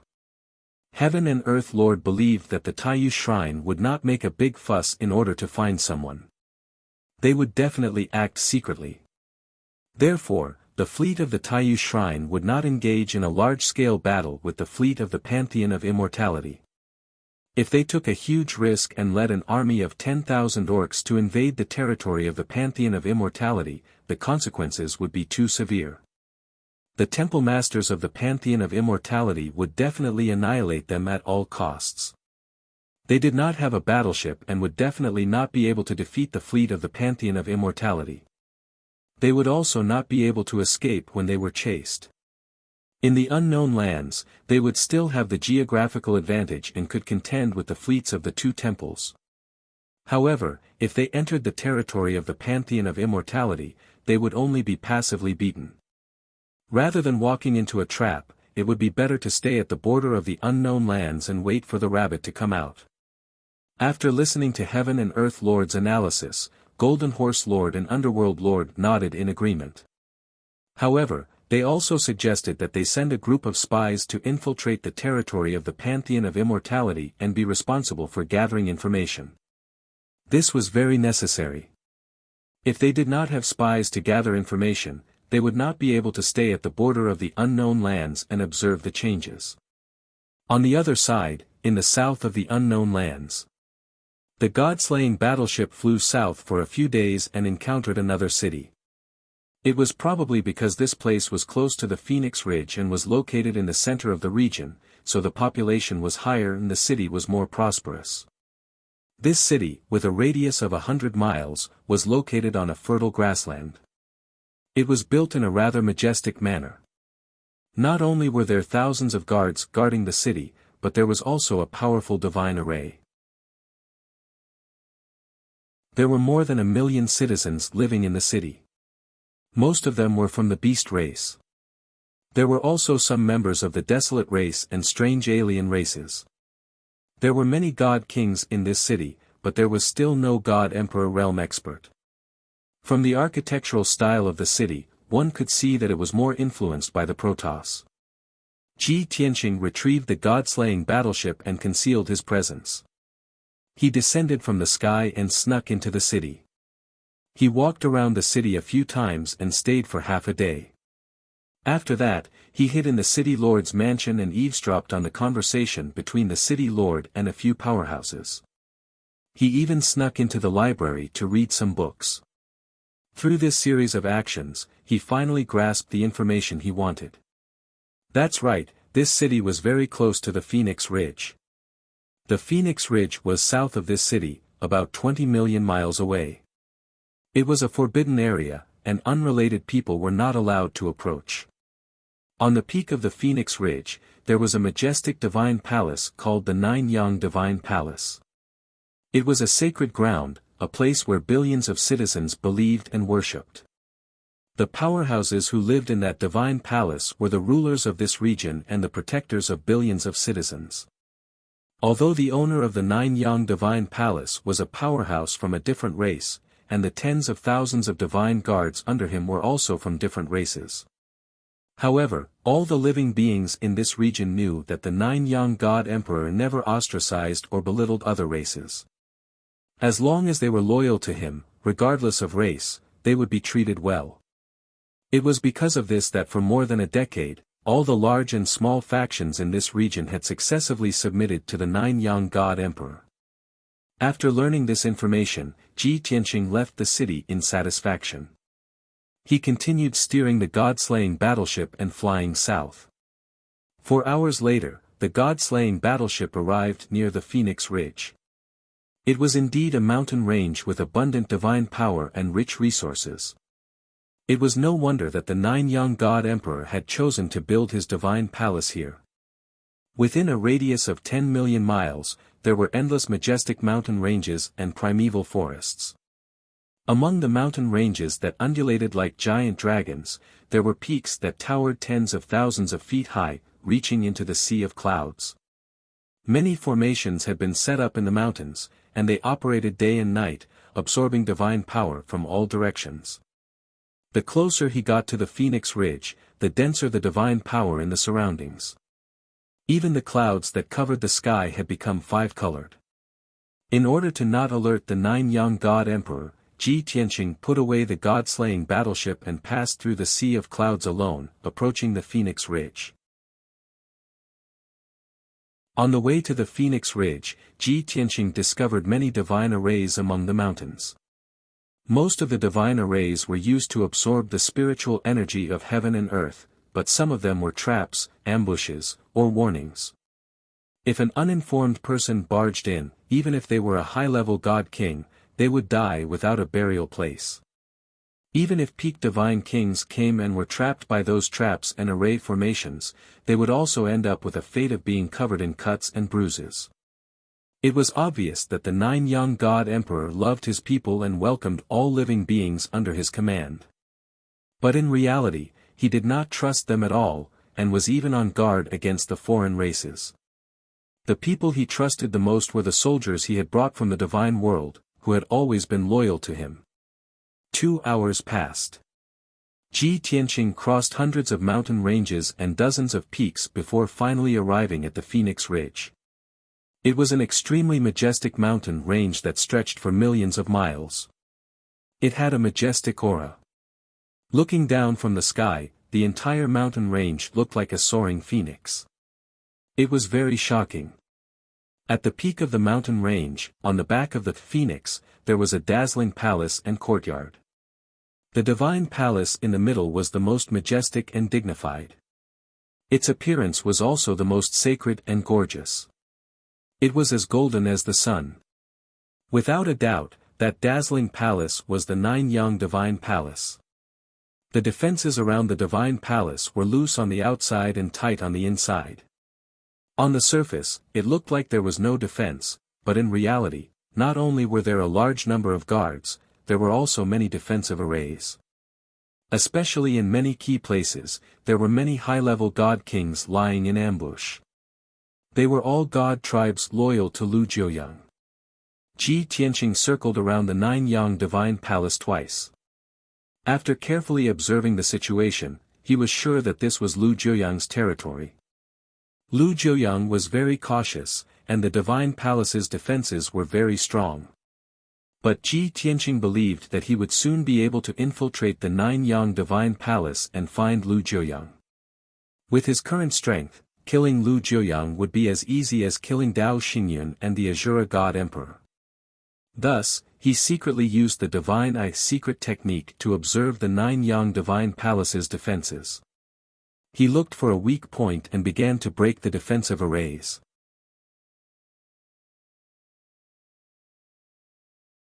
Chapter 47-52. The Nine-Yang Divine Palace's defensive grand array was also traceable. The outer defensive array was basically a supreme-grade king-level divine array. There were either 6 or 9 stacked divine arrays. The deeper inside, the closer it was to the Nine-Yang Divine Palace, the higher the grade of the divine array and the stronger its power. As for the array protecting the Nine-Yang Divine Palace alone, it was a 2-layer emperor-level divine array. That was the barrier that Ji Tianqing was most worried about. The king-level divine arrays on the outer layer were not difficult for him. After all, they were all king-level arrays, and they came from the realm of the gods. He was very familiar with them. Taking advantage of the dark and windy night, he calculated the gaps between the patrolling guards and began to cast his spell. He had already observed the outermost defensive formation and studied it thoroughly. Once he started, he would use his fastest speed to peel the cocoon off the defensive array. In just 20 breaths, he successfully broke open a gap. After that, Ji Tianqing, who was invisible and hiding his aura, turned into a speck of dust.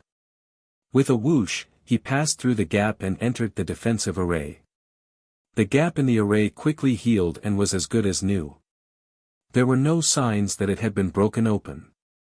After a few dozen breaths, a group of patrolling guards passed by and did not notice anything unusual. At this time, Ji Tianqing had already arrived near the second defensive array. He hid in the bamboo forest at the corner of the garden. He secretly used the God's Eye secret technique and stared at the second defensive array for a long time.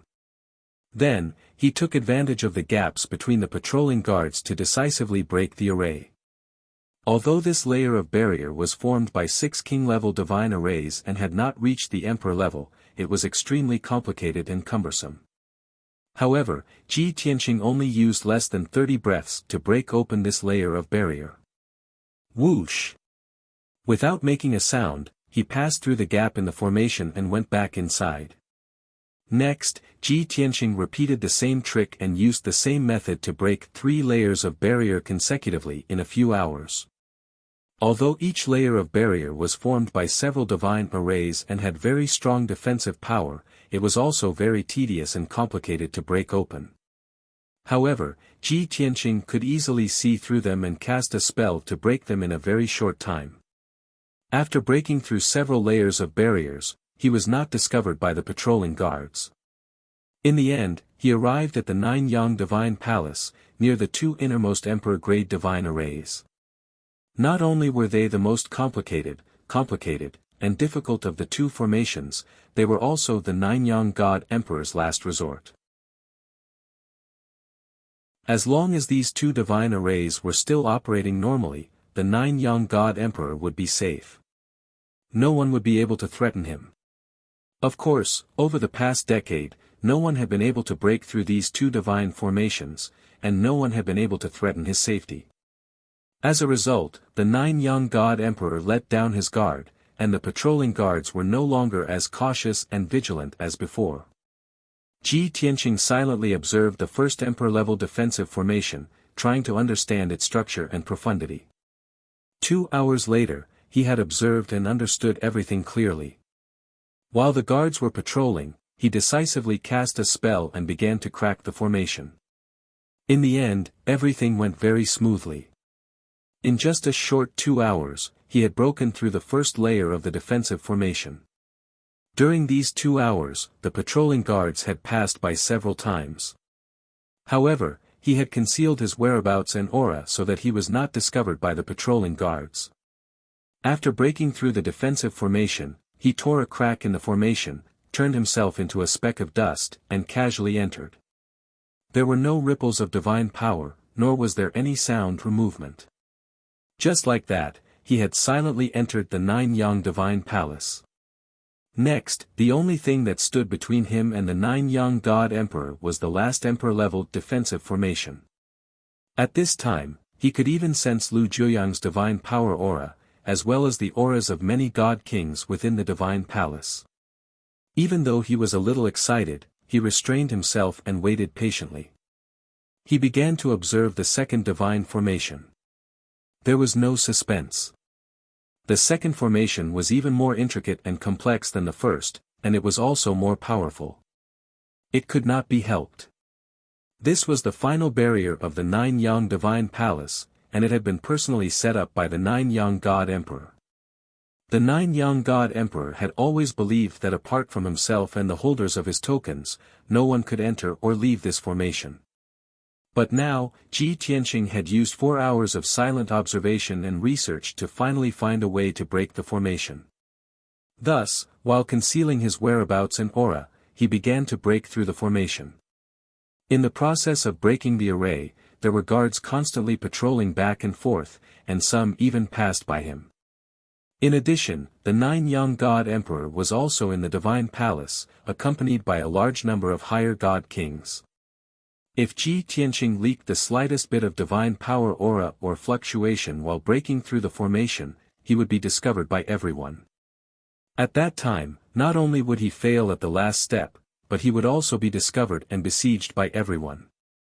Therefore, when Ji Tianqing was trying to break the formation, he was extremely careful. Of course, he also spent a lot of time. It took him a full 8 hours to break open a chopstick-sized crack in the formation. Whoosh! After the formation was broken, Ji Tianqing did not hesitate at all. He directly passed through the crack and entered the formation. From this moment on, he had truly entered the Nine-Yang Divine Palace. All the halls and rooms in the Divine Palace were no longer guarded against him. Even if there were 2 to 6 God Kings guarding every intersection, every door, and every room, it was useless to him. He calmed his divine power slightly and stepped into the Nine-Yang Divine Palace with a calm heart. Lu Jiuyang, I'm here. Are you ready? When he entered the Nine-Yang Divine Palace, this was the only thought in Ji Tianqing's mind. He had already awakened the Hanya God Emperor and had her be on standby at any time, ready to support him. After all, no matter how confident he was, he would not be arrogant to the point of being arrogant. He knew very well that before Dao Xingyun died, he had sent a message to the Nine-Yang God Emperor and the God of the Underworld. Therefore, Lu Jiuyang was definitely on guard. Rustle, rustle, rustle, silently, Ji Tianqing passed through 2 corridors and a courtyard. Even when he passed in front of those God King realm guards, none of them noticed anything unusual. He saw that those guards were expressionless, and their minds were in a daze. He also heard the sound of footsteps, coughs, and whispers coming from all over the Divine Palace. He also sensed that there were many God Kings lying in ambush in the surrounding darkness, hiding invisible killing intent. But most importantly, he sensed a wisp of the God Emperor's aura hidden in the study. Without any hesitation, Ji Tianqing went straight to the study based on his intuition. In a short while, he crossed 2 courtyards and entered the depths of the Nine-Yang Divine Palace, arriving outside the solemn and dignified study. There were 8 God Kings guarding the entrance of the study, all of them wearing armor and carrying divine weapons. They were very vigilant and alert. However, Ji Tianqing did not take them seriously at all and directly stepped in front of them.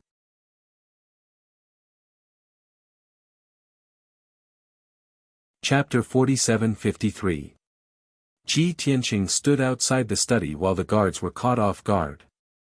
In the spacious and brightly lit study, a tall and burly middle-aged god-race man with a dignified appearance was handling official business at his desk. This man wore a dark golden robe and a dazzling golden crown, exuding a noble and powerful aura. He was the ruler of this region, the master of the Nine-Yang Divine Palace, the Nine-Yang God Emperor. In addition to him, there were two other middle-aged men from the Protoss in the study. They were both dressed as middle-aged scholars and looked very knowledgeable. These two middle-aged upper divine kings were trusted aides of the Nine-Yang God Emperor. They were advisors that he had brought from the divine world. In the last 10-some years, the Nine-Yang God Emperor had taken root in this unknown land, establishing his own sect and establishing the Nine-Yang Divine Palace. He had never thought of submitting to the four god palaces, nor did he want to compete with the other god palaces for favor like the other 5 god emperors. In contrast, he was starting from scratch. Thus, he worked harder than the other god emperors. He had to do his best to develop his faction and strengthen his foundation. He was confident that, given a few hundred or even a few thousand years, he would be strong enough to surpass the 4 god palaces. But right now, he was just starting out, and this was the most difficult time.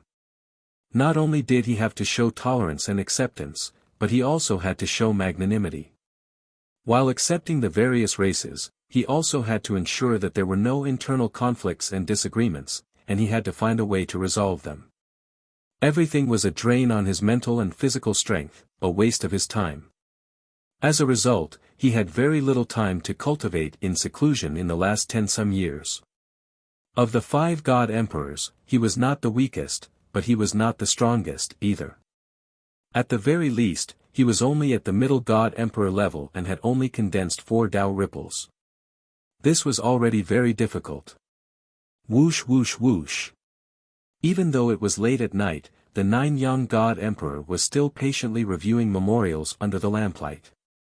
Not long after, he had approved more than a dozen memorials and threw them to the 2 strategists. He said in a deep voice, "This emperor has already taken care of these matters. You just have to follow the instructions on the memorials. Those damned lowly commoners, no matter how detestable and hateful they are, we have to tolerate them at this stage. That's because we still need them. We need them to help this emperor prove this emperor's wise decision." The 2 strategists hurriedly nodded to show that they understood.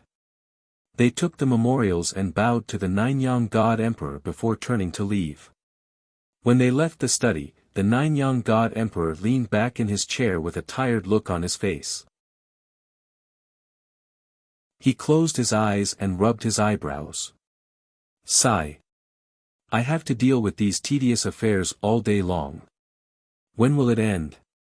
If Tanya can break through to the God Emperor realm as soon as possible, with his intelligence and wisdom, it will be enough to help this emperor deal with these matters. At that time, I will definitely go into seclusion and cultivate for a few decades. The Nine-Yang God Emperor muttered to himself. However, he did not notice that when the 2 strategists stepped out of the study, an invisible figure also stepped through the door and entered the study.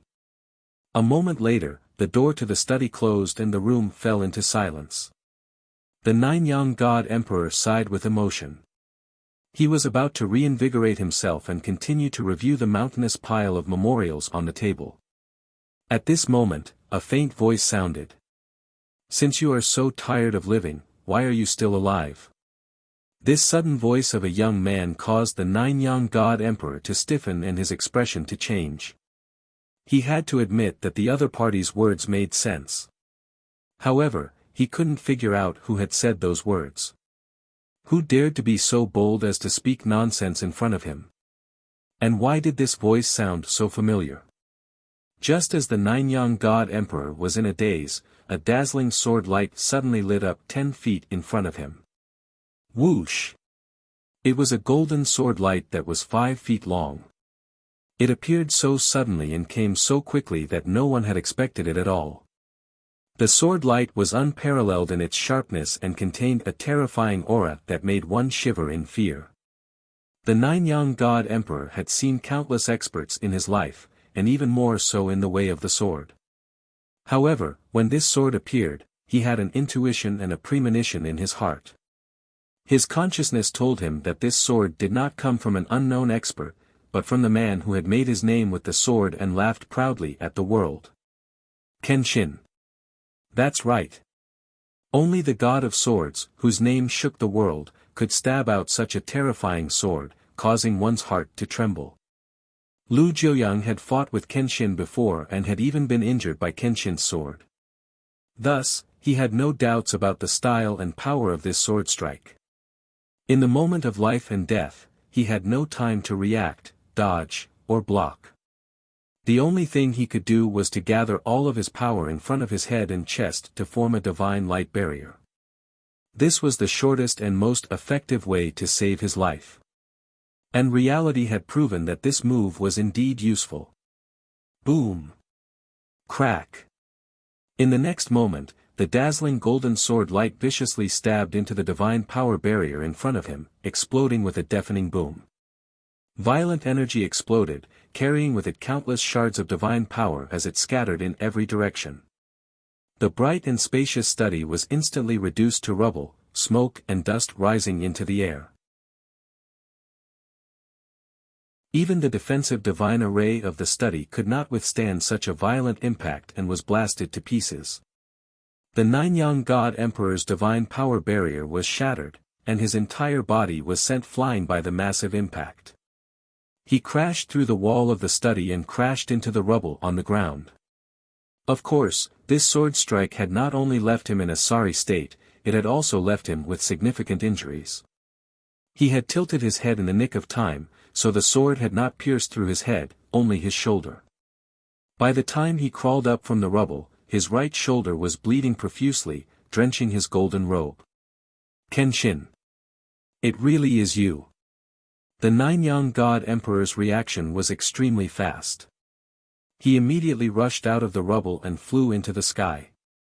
His heart was filled with fear as he glared at Ji Tianqing with eyes as sharp as lightning. He subconsciously shouted these words. Ji Tianqing's guess was correct. Before Dao Xinyan died, he had indeed sent a message to Lu Jiuyang and the God Emperor of the Underworld, informing them of Kenshin's arrival. When Lu Jiuyang heard the news, he was indeed shocked and incredulous. However, after he came to his senses, he analyzed the series of events that followed. He knew that Kenshin would definitely not let them go after coming to the planet of origin. He would definitely seek revenge. Since Kenshin had already killed the Azura God Emperor and Dao Xinyan, it proved that Kenshin's strength was not to be underestimated, and he would definitely be able to kill him.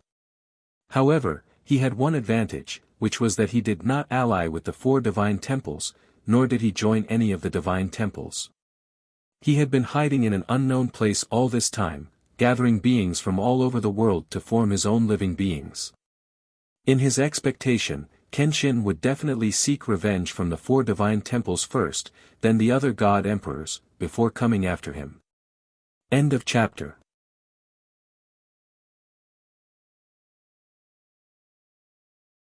Chapter 47-54. Lu Jiuyang had always thought that he would have at least 3 to 5 years to make sufficient preparations. After all, he was hiding in a very remote and unknown place. Even the other god emperors didn't know where he was hiding. Even if Kenshin came to find him, it would take a lot of time and effort. He wanted to strengthen his forces as much as possible in just a few years and absorb more powerhouses. However, he didn't expect that Kenshin would appear in front of him after leaving the Taiyu Shrine for only a few months. Was it because the heavens didn't open their eyes, or was he just too unlucky? At this time, the two of them were facing each other in the sky above the ruins, their bodies bursting with strong murderous intent. Ji Tianqing was no longer invisible and showed his original appearance. Lu Jiuyang glared at him fiercely and shouted, "Sword God." Back then, the 5 of us spent thousands of years and used so much manpower and material resources to break through the chaotic fog and enter the planet of origin. How did you sneak into the planet of origin alone in such a short time? Ji Tianqing sneered and said, "Of course, I followed behind you. That's why I got in so easily." Lu Jiuyang, aren't you just trying to stall for time by talking so much nonsense? Wishful thinking. Tonight will be the day you die. Ji Tianqing shouted coldly and immediately unleashed all his power. He waved the burial of heaven again and attacked Lu Jiuyang. Whoosh! Whoosh! He used a sword technique and released a dozen dazzling golden sword lights, slashing at Lu Jiuyang. The sharp sword lights blocked all of Lu Jiuyang's escape routes, leaving him nowhere to run. Lu Jiuyang was very helpless. He could only use all his strength to form a dazzling divine shield to block the attack of the sword lights. At the same time, he also took out two sabers and used the 9-yang divine saber that he was proud of, slashing out more than 25 colored saber lights. Bang! Bang! Bang! The saber lights and the sword lights collided, creating a dull sound that echoed between heaven and earth. More than 25 colored saber lights were shattered and scattered in all directions. Lu Jiuyang's divine power shield was also shattered, exploding into countless fragments of divine light. The powerful impact once again sent him flying out, tumbling and crashing into the palace. More than half of the palace had collapsed, and bricks and debris were scattered all over the ground. When Lu Jiuyang crawled out of the ruins, he was already drenched in blood from head to toe. His disheveled appearance was very wretched. His waist and chest had been penetrated by the sword light, leaving behind two hideous and terrifying wounds that were constantly bleeding. Damn it! How could you? Previously, it was Ji Tianqing who attacked him. He didn't have time to block or dodge, so it was excusable that Ji Tianqing's sword pierced through his shoulder. But this time, he was already prepared. The two of them clashed head-on, but he was unable to resist and was once again injured by Ji Tianqing. This meant that Ji Tianqing's combat strength far exceeded his. He couldn't believe it. He couldn't imagine that the reborn Kenshin was even more heaven-defying than before. Not only did he surpass the God Emperor in just a few hundred years, but he also far surpassed them. In the past, he received news that Kenshin had assassinated the Azura God Emperor and Dao Xingyun. He thought that Kenshin had succeeded through trickery. But now, it seemed that even if the two of them fought head-on, no one would be able to defeat Kenshin. Since he was sure that he was no match for Kenshin, Lu Jiuyang didn't want to continue fighting and didn't want to be entangled with his opponent. Run! I have to escape from here first. Staying alive is the most important thing. This thought flashed through Lu Jiuyang's mind, and he subconsciously looked at the night sky to his left. Tens of thousands of feet to his left, there was an inconspicuous divine palace that hid one of his trump cards. He estimated that his trump card should have been awakened, and it was time to make a move. Just as expected. Ji Tianqing took advantage of the victory to pursue and attack. He once again waved the burial of heaven and attacked Lu Jiuyang. But at this moment, a dazzling cold light lit up in the dark night sky. It carried an unparalleled fierce aura and attacked Ji Tianqing. It was a blade light that was like a cold moon.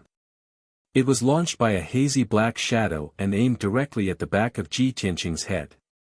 The hazy black shadow was also an expert of the God Emperor, and it was best at hiding and assassination. It was born to be one with the night. Even if Lu Jiuyang knew this trump card very well, he wasn't confident that he could neutralize this attack when he wasn't prepared. In a quarter of an instant, the cold moon blade light crossed the distance of tens of thousands of feet and stabbed at the back of Ji Tianqing's head. In the next moment, his head would be pierced by the blade light and he would die on the spot. At the very least, the blade light would be able to pierce through his divine power shield and severely injure him. However, something that Lu Jiuyang didn't expect happened. Ji Tianqing ignored the attack of the hazy black shadow and continued to attack him with all his strength.